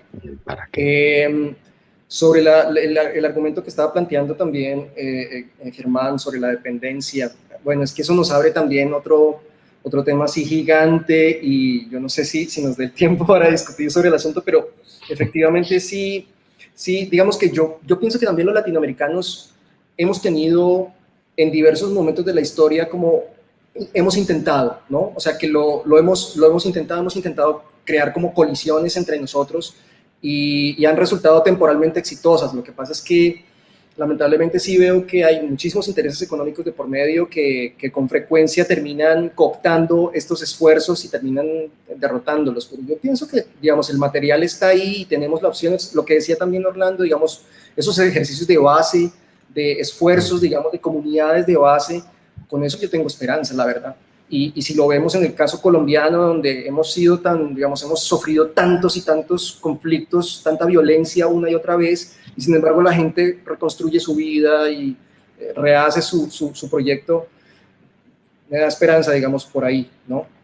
Entonces tal vez se puede luchar contra esa dependencia, diría yo, ¿no? Se puede, o sea, pero la clave ahí diría que siempre ha sido el mismo problema, la falta de unidad. O sea, si los latinoamericanos realmente pudiéramos unificarnos, unirnos en unos consensos básicos, tal vez podríamos hacer muchísimo para contrarrestar esa dependencia, ¿no? Y tener una voz propia en el concierto internacional. Y tal vez, bueno, yo sí quería, o sea, bueno, un poco lo que decía Liliana, conectarme un poco con lo que estaba mencionando ella sobre Trump. De verdad que a mí me parece a veces como frustrante ver, o sea, si uno constata el libreto de Goebbels, de la propaganda de Goebbels para la propaganda nazi, y uno lo ve con lo que hace Trump todos los días, está calcado, o sea, es como si él estuviera leyendo Goebbels y, bueno, ¿qué voy a hacer? Ah, listo, ok, hoy las técnicas son las mismas, ¿no? Repetir hasta el cansancio las mentiras para que quede algo para que quede, aunque sea la ambigüedad de si eso, tal vez hay algo de verdad en eso que dice, y a tal ritmo que sea imposible darle una respuesta, o sea, que el que se ve afectado, el oponente, no tenga tiempo para responder, porque cuando ya está respondiendo ya estamos hablando de otro tema completamente distinto. Y eso pasa igual acá en Colombia. Acá, digamos, también las mentiras tienen ese mismo ritmo, esa dinámica, porque Colombia es un país en el que, o sea, un día de noticias de Colombia es como un año de noticias en Alemania. Entonces, claro, no damos con tanta la información, tanto lo que uno tiene que procesar, que ya cuando está la respuesta de quien se vio afectado por la noticia falsa, ya no le importa a nadie. Entonces, así se crean esas teorías conspirativas, así es como se va creando ese imaginario en unos, digamos, círculos, en unas burbujas, digamos, de las cuales la gente no sale. O sea, tú terminas viendo por el algoritmo de Facebook o de Twitter, tú siempre terminas viendo las ideas que son más o menos acordes a las tuyas, entonces tú no puedes contrastar información y al final la gente se va comiendo ese cuento hasta que llega a creer en los reptilianos. Entonces, o que la Tierra es plana. Entonces, ¿cómo explicamos eso? Digamos, en parte es todo este proceso de ideologización y de radicalización de la gente que tiene, digamos, insisto, el libreto no es nuevo, lo que es nuevo son los medios, tal vez, y la capacidad es que, digamos, Trump es un tipo que tiene 85 millones de seguidores en Twitter, o sea, que la capacidad de llegar a la gente es inmensa, ¿no? Pero bueno, yo la verdad sí quisiera resolver algunas de las preguntas que están ahí, que están bien interesantes. Lo del panóptico me parece muy bueno, o sea, no sé, pero no quiero abusar de mi tiempo. No, excelente. Ahorita, de hecho, vamos a hacerlo rápido porque también hay ya varias preguntas. Así es de que, Orlando, tus últimos argumentos como de cierre y damos paso a las lecturas de las preguntas. Sí, no, bueno, pues yo creo que y nuevamente la ronda suele ser así, esta segunda ronda pues es como todo ejercicio, ¿no? Empieza uno a pedalear y cada vez empieza a entrar más en calor. Entonces, no, yo creo que muy importantes. Y justamente el tema de Trump creo que nos ejemplifica, pues justamente este desafío de actuar, pensar, no sé cómo llamarlo, ¿no? De estas dos cosas, porque, pues, por ejemplo, acá en México, como en Colombia, creo que ahí no, hay diferencias, obviamente, pero hay muchas similitudes también por la geopolítica de nuestra región, por decirlo de alguna manera. Es muy difícil no sentirse interpelado, ¿no? Por la elección y por lo que está pasando en Estados Unidos y por la política que tiene Donald Trump contra los mexicanos, ¿no? Que además es un discurso quizás, sí es contra América Latina, pero creo especialmente contra los mexicanos hay una situación, pues ahí, ¿no? Compleja, por decirlo menos, ¿no? Pues, yo pensaba justamente como en esta similitud y en este desafío que tenemos, ¿no? Porque de pronto acá en México a veces se ha querido incentivar una discusión que a mí me parece un tanto problemática, ¿no? No sé cómo llamarla, no diría que falsa, pero sí problemática, ¿no? Entre quién nos conviene más, si los demócratas o Trump, ¿no? Y bueno, uno ve las políticas y claro, quizás hayan sido un poco menos duras las de Obama, las de los demócratas, pero pues tampoco es que digamos, estemos esperando ahí como nuestra salvación, por decirlo de alguna manera, ¿no? Pero tampoco podemos ignorar eso, o sea, tampoco podemos ignorar lo que está pasando en Estados Unidos porque evidentemente va ¿cómo se dice? ¿No? A afectar. Entonces, creo que esta coyuntura nos pone en una situación que creo que lo decía muy bien Manuel, ¿no? De la necesidad de buscar, pues, como una situación de imaginación, de ingenio, de resistencia, no sé cómo llamarlo, en la cual la dificultad del país es, de alguna manera, sí estar atento a Estados Unidos, ¿no? Y a lo que puede pasar en Estados Unidos, porque, insisto, pues nuestro destino económico está desde hace bastante tiempo ligado a nuestro vecino, pero también buscar una vía de actuación propia, ¿no?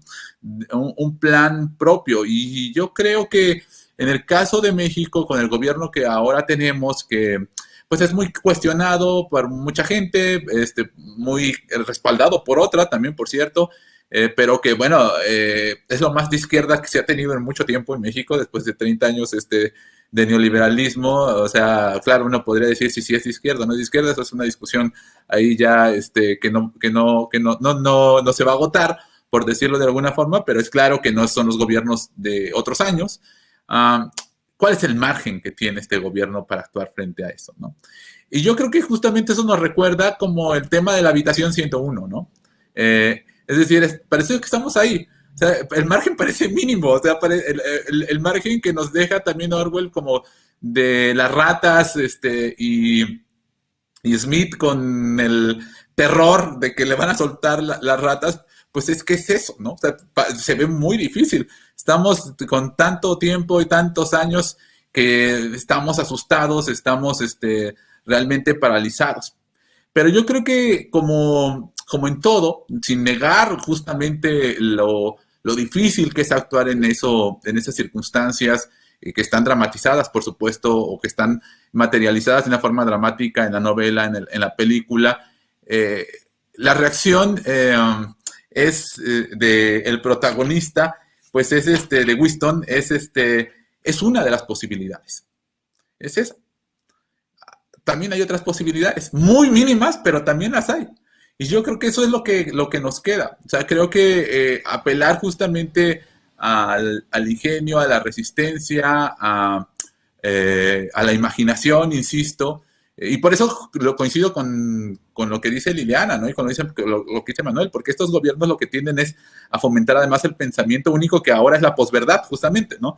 Es decir, no hay verdad o las verdades, esta negación fáctica de la realidad de la que nos habla Hannah Arendt, se convierte en una cosa tan borrosa que me permite a mí posicionar cualquier cosa, por decirlo de alguna manera, ¿no? Entonces creo que ahí ese es el desafío. ¿Cómo pasamos en esa habitación 101 en la que nos encontramos y salimos con otra respuesta, por decirlo de alguna forma? Claro, que tampoco queremos que nos coman la rata a la cara, ¿no? Como al personaje. Esa no es la otra respuesta que estaríamos esperando. Es un gran desafío, ¿no? Es un gran desafío en el que nos enfrentamos, pero creo que ese es el reto. Creo que nuestra condición de dependencia económica, colonial, no es menor, pero pues son de estas cosas que creo que, como ya bien se decía, tenemos la obligación de pensar ahí, ¿no? De pensar en ese contexto, porque ese es el tiempo, nuestra realidad histórica en la que vivimos, ¿no? Entonces, eso es lo que yo quisiera como comentar. Muchas gracias, Orlando, Manuel, Liliana. La verdad es que han sido un continuum de ideas y, como bien señalaba Orlando, pues ya estamos entrando cada vez más en calor y bueno, pues estamos avanzando. La próxima, pues creo que de 2 horas nos viene Liliana, de pronto cuando estábamos charlando esta idea del pormenores de tiempo. No, pues yo creo que terminamos en 1 hora, pues llevamos ya ahorita 1 hora y media y ya estamos, pero sueltos, a punto, pues. Discúlpenme, hace rato en estas cosas tan aparatosas que nos contaba Orlando, hasta se me cayó el teléfono y ya andaba saltando ahí la dimensión de la cámara. Así de estrepitosa está nuestra charla. Me gustaría que le voy a dar lectura a algunas preguntas. Voy a enunciar, si quieren, 3 preguntas y las vamos contestando, ¿les parece? Tenemos media hora, así es de que hay en realidad como unas 6 preguntas. Entonces vamos a hacer como este primer set de 3 preguntas y después vamos por las otras 3 y si van llegando más, las vamos resolviendo. Entonces, Bueno, aquí dice, saludos cordiales, más saludos, muchas gracias. Hernando Grillo, exacto, Orwell criticó siempre el totalitarismo ya fuera de la URSS o el fascismo español, en cuya guerra civil de hecho luchó. Se expresa la maquinaria, Blua dice, la maquinaria legal a través de las reglas de juego del mundo ficcionado. De hecho, ya sé quién es y fue nuestra alumna allá en los Andes, Liliana. 2001 Q-Tens dice, Orwell es un pensador muy adelantado para su época y sin duda un escritor que deleita con sus palabras. Maravilloso. La imaginación es una fuerza vital y de hecho, pues sí, es el elemento esencial de la fuerza de creación. Juan Carlos de la Osa Arrieta. Sí. Germán. Sí. En el chat privado nos pusieron las preguntas más claras. Ay, es que yo no puedo ver. Están bien redactadas. Y si quieren, si quieren podemos leerla nosotros, o no sé. Sí, si me haces favor, Orlando, es que yo no puedo leerlo porque estoy en el teléfono. Sí, yo también era lo que iba a decir. Te estaba escribiendo justamente por eso, porque creo que acá están más como sintetizadas. Si les parece, son 5 preguntas, las leo y ya hay, ¿no? Miscelánea. Gracias. Sí. A ver, la primera es, ¿qué hace tan especial el texto de 1984 y cómo lo trasladamos a la realidad colombiana? Es Eileen Vilora que nos hace esa pregunta. La pregunta 2. No nos toca. Sí, seguro ustedes tienen que te responderán, ¿no? Seguramente. La idea del panóptico que desarrolla Michel Foucault como representación de la interiorización del discurso impuesto por el poder en toda sociedad es una metamorfosis del gran hermano, nos pregunta José Antonio Mercado. La pregunta 3, ¿podemos ver que la democracia se está reduciendo exponencialmente y unos 4 años más de Trump y unos 4 años de Trump más sería la representación de ello? Al serlo así, ¿cómo puede responder la comunidad mundial ante este caso, donde los antiguos fantasmas del totalitarismo se están empezando a presentar? Igual la misma pregunta nos hace José Antonio Mercado. La pregunta 4, ¿realmente la esperanza está en los proles?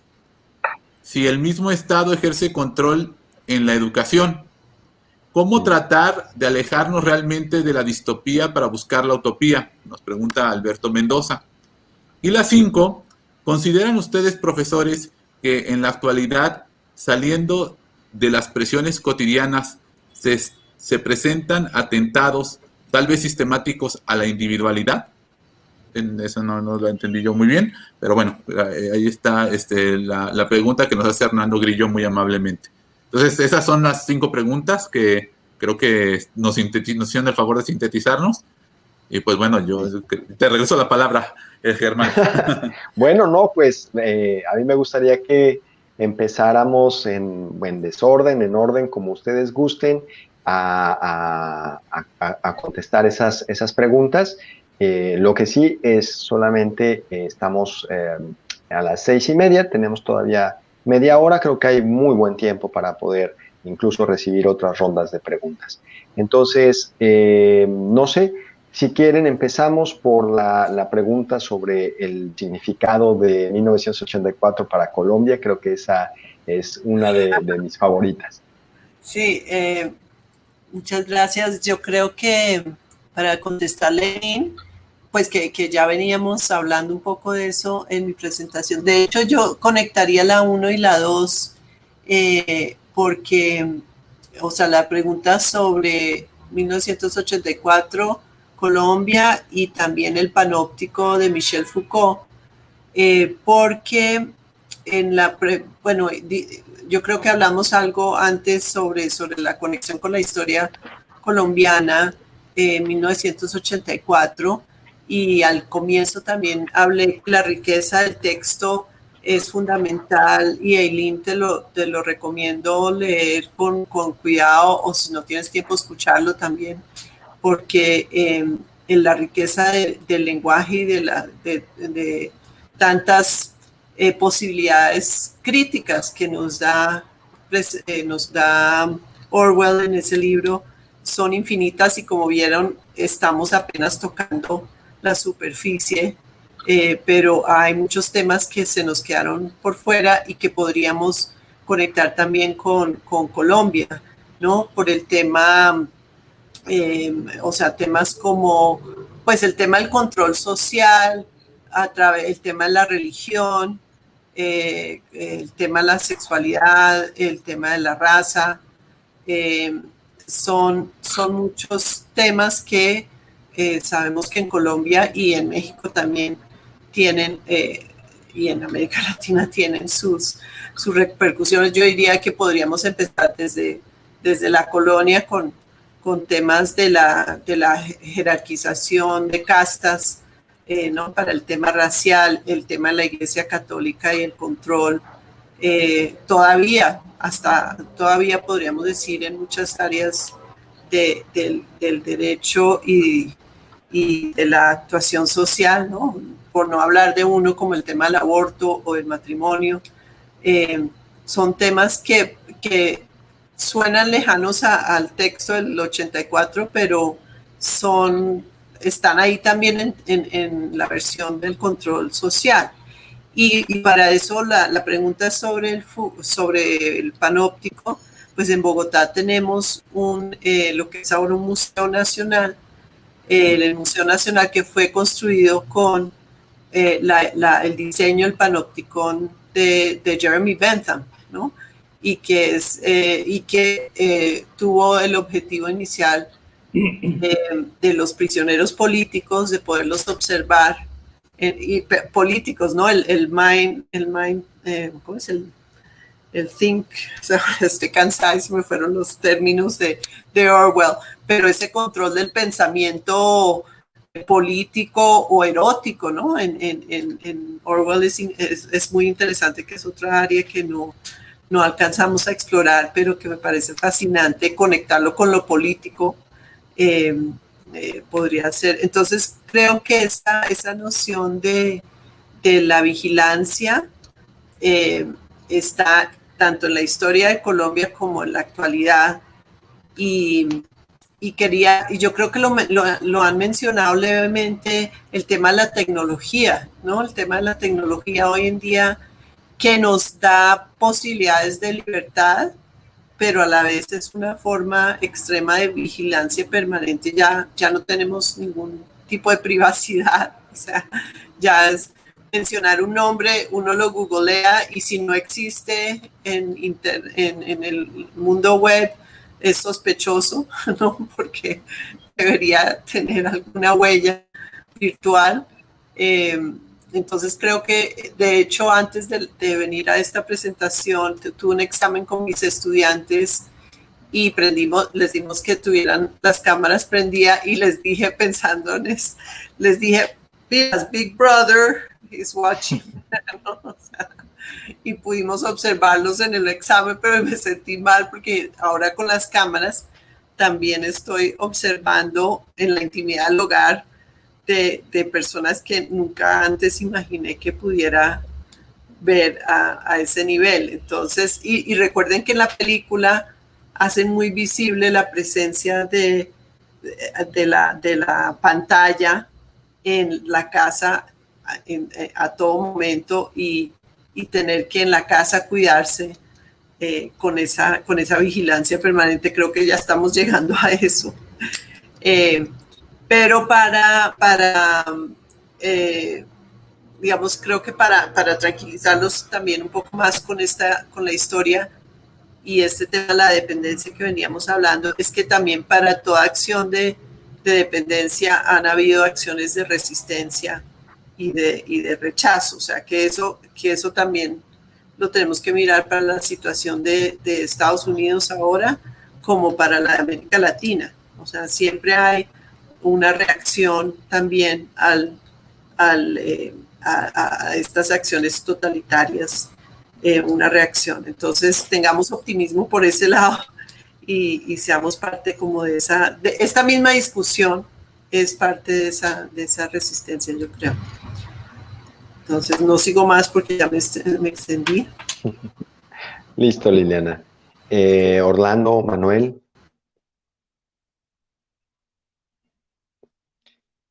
Dele. Adelante. Bueno, no, sobre Colombia, bueno, también habrían, o sea, sí, yo me uno a lo que decía Liliana. Digamos, el tema de vigilancia lo veo como recién llegado otra vez, después de muchos años de estar por fuera.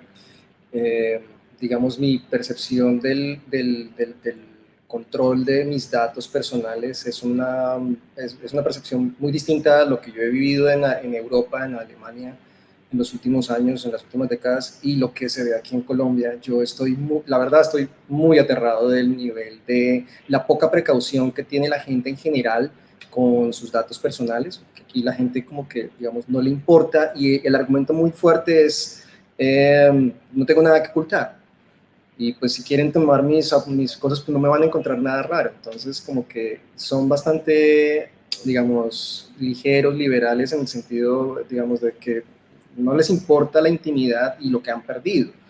Y digamos, en Alemania, por ejemplo, sí es muy fuerte, digamos, ese tema de que los datos son míos y yo tengo que tener el control de mis datos. Frente a eso sí hay una diferencia gigantesca en eso. Entonces yo sí veo que Colombia, y no sé si América Latina, pero en general, o sea, yo aquí estoy realmente pues consternado con o sea, si yo pido mi almuerzo, el señor que me trae el almuerzo sabe que soy profesor de Uninorte, sabe un montón de cosas que no tienen por qué aparecer ahí, pero es por esa conexión entre las empresas que se pueden repartir la información, y de alguna forma ese señor sabe quién soy yo. Eso, digamos, en Europa pues sería impensable, digamos, por las leyes de protección de datos de la Unión Europea. Que uno sabe que también tiene todos esos defectos, pero digamos, si comparo normativamente estos dos mundos, digo, realmente Colombia tiene mucho por delante, tiene muchísimo que hacer en términos de habeas data. Entonces, digamos, para comentar un poquito con el tema de sobrevigilancia, creo que digamos, es tal vez un tema cultural, o no sé si también de las empresas estadounidenses que controlan, digamos, ese mercado, no les resulta muy rentable, digamos, hacer presión para que haya información sobre esos temas. O sea, aquí lo de Snowden pasó como muy ligero, no se escuchó, no creo que se haya debatido tanto como lo vi, por ejemplo, en Europa. Entonces, eso es un tema que sí me tiene un poco consternado de Colombia. Entonces, como hemos permitido que avance eso sin que haya mucha resistencia. Ese es mi punto. Y frente al tema normativo sí veo que los vacíos son gigantes. La otra, hay un par de preguntas que me parecen muy chéveres. Está la del panóptico, la idea del panóptico que desarrolla Michel Foucault como representación de la interiorización del discurso impuesto por el poder en toda la sociedad, es una metamorfosis del gran hermano. Me parece que, o sea, en realidad esa conexión me parece muy apropiada. De hecho, creo que hay ya escrito sobre el tema, porque efectivamente sí, el panóptico ilustra el esfuerzo del autocontrol. La idea del panóptico es que la gente sabe que está siendo observada y por lo tanto tiene que controlarse, autocontrolarse, tiene que dejar de hacer cosas que haría. Entonces, por ejemplo, en esa película, en esa versión del 54 de 1984, inicia, digamos, con esa idea, ¿no? Que el señor está ahí en su oficina, Winston, y se asoma ligeramente a la ventana, y entonces el gran hermano le empieza a decir, vuelve a tu silla, vuelve a tu puesto. Y entonces como que recordarle que está totalmente controlado, ¿no? Que no se mueva de esa línea, que tiene que cumplir un horario y tiene que cumplir sus responsabilidades laborales. Entonces, el panóptico es, digamos, como idea, está presente todo el tiempo ahí, es omnipresente en 1984, es lo que también decía Liliana, esa presencia constante, continua del gran hermano, que es una figura que tal vez no existe, ¿no? O sea, que eso es lo que también es interesante, por lo que también decía que cuando ya se llega a ese nivel de totalitarismo, no importa si esa persona realmente existe o no, el sistema ya lo tiene así, ya la gente obedece sin necesidad de que exista el líder, ya es reemplazable. Entonces sí, la respuesta es claramente sí, ¿no? Es un mecanismo de vigilancia y de autocontrol a través de la idea de que de que eres observado, ¿no? Eso, y la otra pregunta que también me gustaría contestar es la de la democracia, ¿no? O sea, podemos ver que la democracia se está reduciendo exponencialmente, y 4 años más de Trump yo también los veo así, ¿no? Sería muy, muy problemático. El mundo ya pasó por una fase, o sea, estos 4 años de Trump, el mundo ha tenido que soportar muchísimo, ¿no? Muchísimos retrocesos. Todo el tema del cambio climático, todo eso está paralizado por culpa de Trump. Es que eso es lo frustrante de ver cómo una sola persona puede causar tanto daño. Él ha sido excelente destruyendo cosas. Eso es lo mejor que sabe hacer él, destruir cosas, o sea, retirarse de los tratados internacionales, el tema del acuerdo con Irán, el tema el de los misiles intermedios con la Unión Soviética, con Rusia. O sea, realmente eso es muy fácil, destruir es absolutamente sencillo, y en eso él es muy bueno y es consistente. Por eso es que la gente que vota por él, pues ve que el tipo cumple su palabra, porque es fácil hacer lo que él hace, retirarse de un tratado sencillo. Construir un tratado, negociar con Irán para ver si, digamos, llegan a un acuerdo, eso es lo complicado, eso es lo difícil. Reducir el arsenal nuclear, eso es difícil, pero salirse de un tratado nuclear, bueno, eso lo hace cualquiera.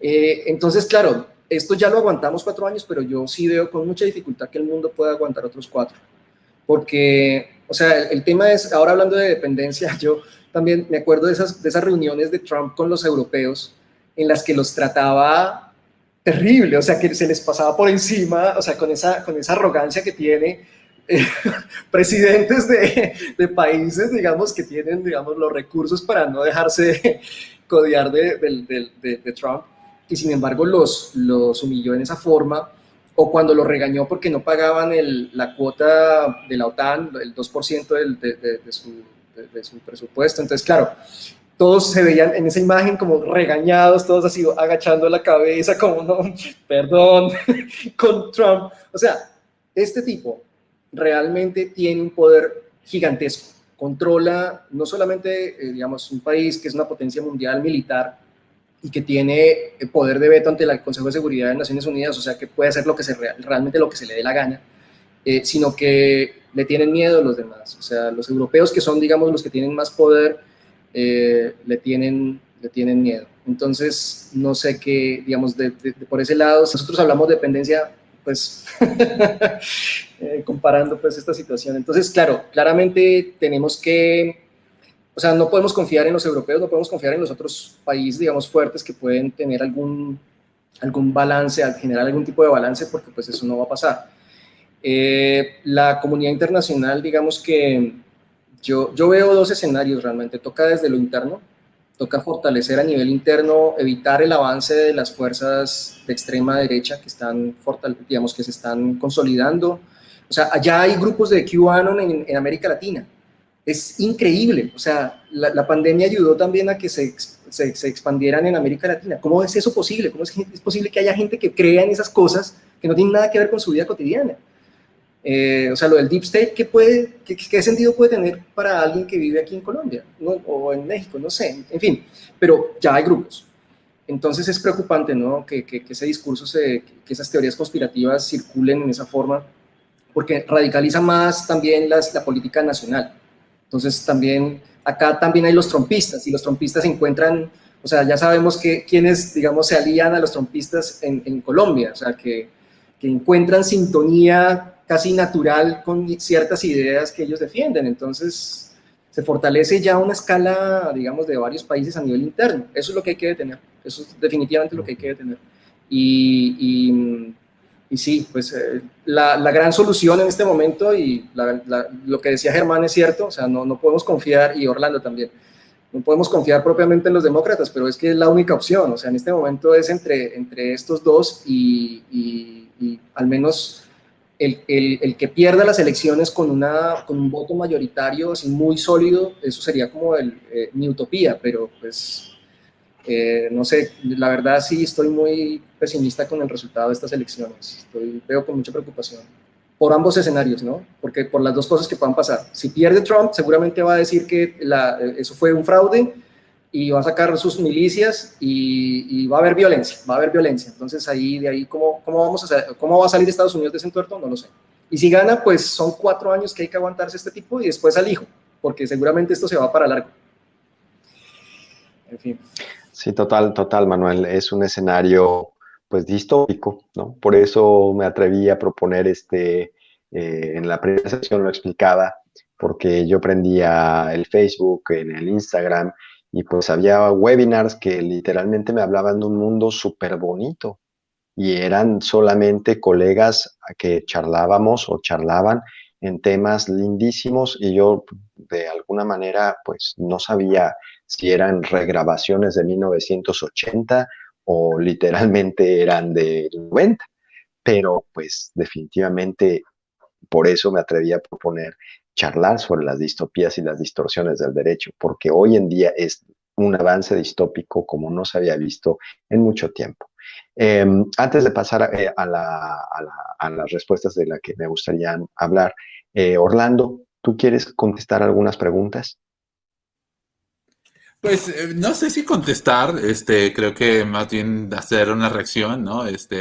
Realmente son muy buenas preguntas y más bien, a mí me gustaría decir una cosa. Yo pienso, y entiendo el punto, ¿no? De lo que se plantea con el tema de Trump, porque, insisto, no quiero restar la importancia que tiene, y más pues para México, ¿no? Este tema, para nuestro país, para las universidades, para el conocimiento, para todo lo que implica, obviamente, a la elección. Yo pienso que realmente estamos, que lo que está pasando en Estados Unidos es un síntoma, ¿no? O sea, es el síntoma de la decadencia de Estados Unidos.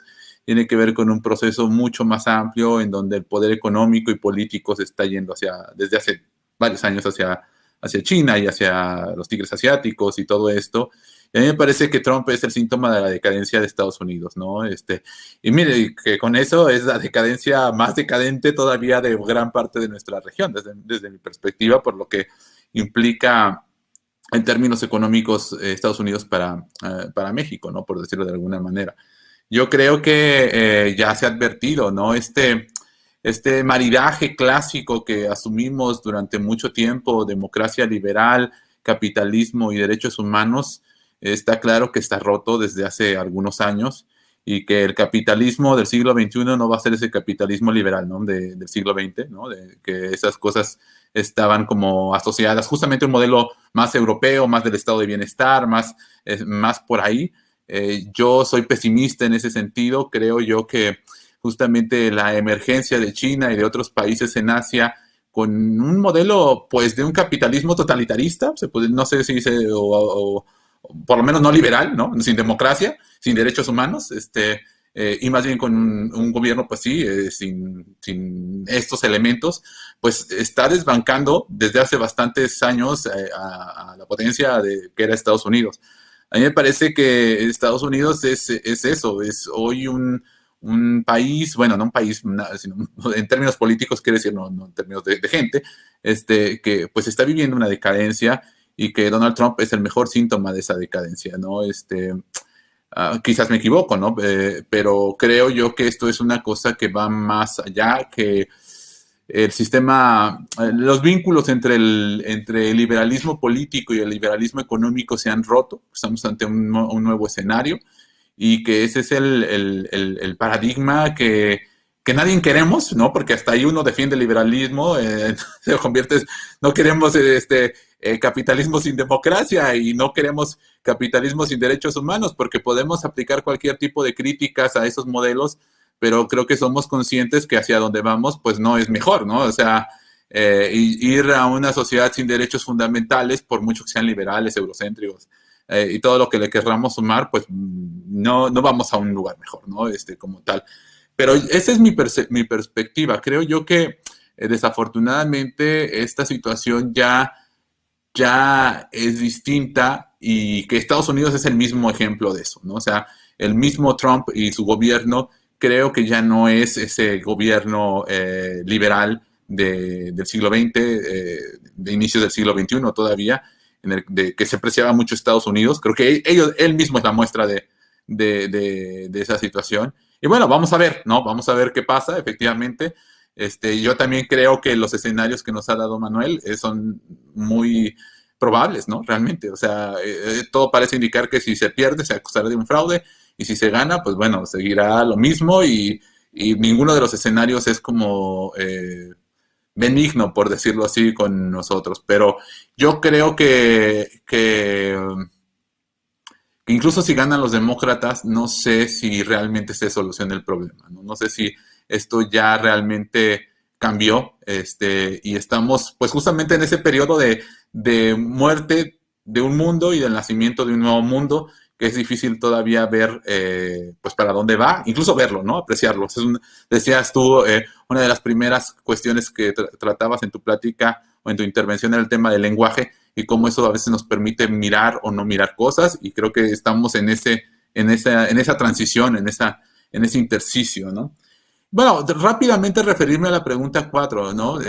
¿Realmente la esperanza está en los proles? Bueno, pues esta es una cuestión debatida, por supuesto, ¿no? Depende de dónde nos posicionemos. Yo creo que efectivamente uno diría, bueno, pues son los sujetos como en la misma novela y como en la misma película, pues que están aparentemente más controlados. Pero yo creo que Manuel lo decía de una forma extraordinaria, ¿no? Para el caso de Colombia. Y que es una cosa transversal en América Latina y me atrevo a decir que en el sur global, ¿no? Es decir, esos proles han sido destruidos, humillados, violentados, pauperizados, y sin embargo tienen algo que hace que los levante, que se levanten, que se reconstruyan, que se repongan, que sobrevivan, que subsistan. Esa no es la educación oficial, esa no es la educación que les da el Estado. Esa es la educación de la resistencia, de la vida, de la lucha, de sobreponerse, de tener la experiencia, por ejemplo, para lo que está pasando hoy en Europa y en Estados Unidos, que como lo han dicho unos antropólogos muy famosos, están enfrentando en Europa, en la Europa de hace 20 años y de Estados Unidos ahora, pues los males de África, ¿no? Que África ha enfrentado durante siglos, o de América Latina, que ha enfrentado durante siglos, ¿no? Estos Trumps, vamos, a lo mejor no existían así antes, exactamente, pero los dictadores, todos los regímenes, los discursos de odio, el ataque a su propia población, todo eso pues es la historia del tercer mundo, del sur global, ¿no? Y sin embargo, nuestras sociedades no han desaparecido, tienen una gran fortaleza, ¿no? Y ahí la cuestión es justamente, no, creo que la gran dificultad en términos políticos científicos, si me lo permiten decir así, es que muchas veces, aunque seamos conscientes de eso, no sabemos ir al sur, como diría Boaventura de Sousa Santos, ¿no? O sea, sabemos que ahí están, que hay un conocimiento, pero a veces lo que no sabemos es dialogar con ese conocimiento, porque a nosotros no nos enseñan eso en las universidades.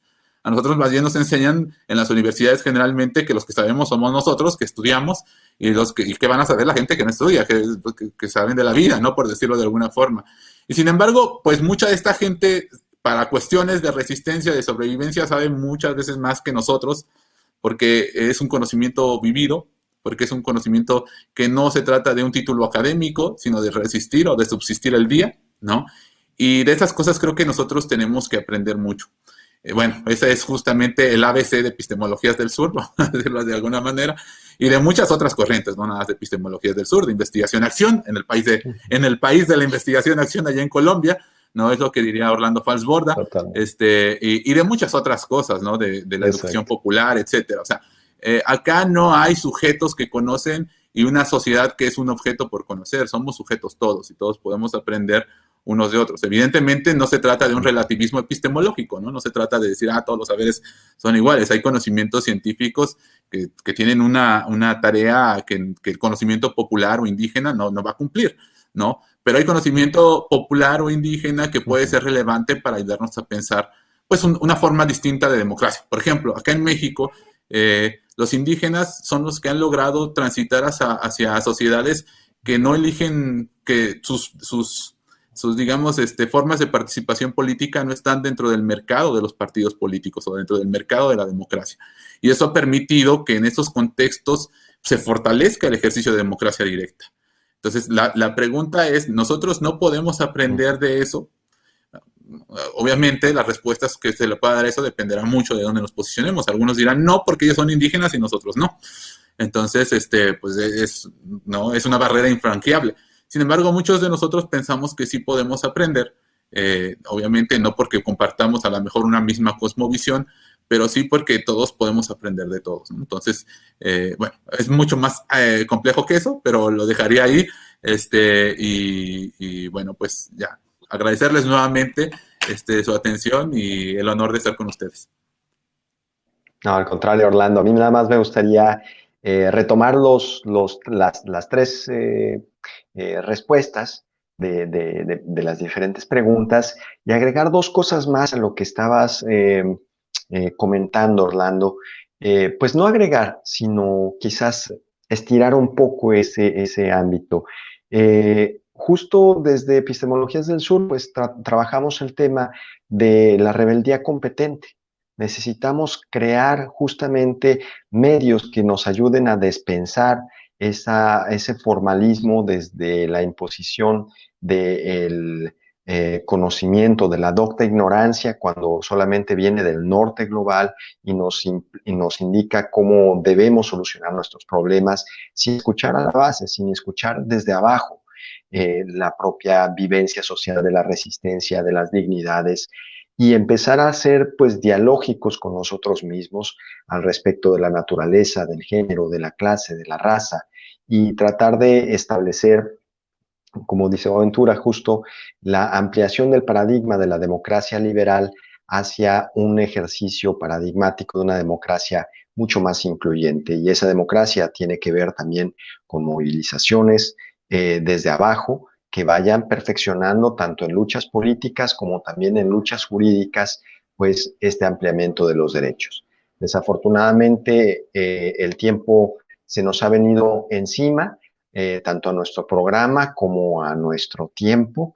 En general, parece que se nos agota esto que había comentado Orlando sobre este paradigma del liberalismo y que yo estoy totalmente de acuerdo.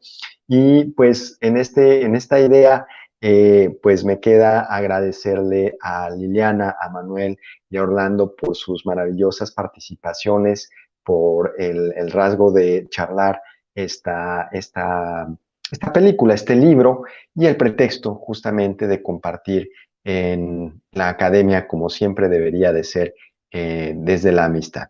Muchas gracias por su participación, gracias por sus palabras y también muchas gracias a todas las personas que hicieron posible esta transmisión. Gracias a Andrés, gracias a Mauricio, a Mariana por ayudarme a organizar, al Departamento de Derecho, a la decana y por supuesto a la Universidad del Norte. Gracias a ustedes, alumnos, alumnas, exalumnos, exalumnas que nos están charlando y nos han hecho seguimiento de esta transmisión. Les agradezco una vez más, no sin antes invitarlos para fines de este mes o principios de noviembre. Estaré pronto contactándolos para la tercera entrega de este ciclo de Derecho y Cine, Distopías y Distorsiones del Derecho.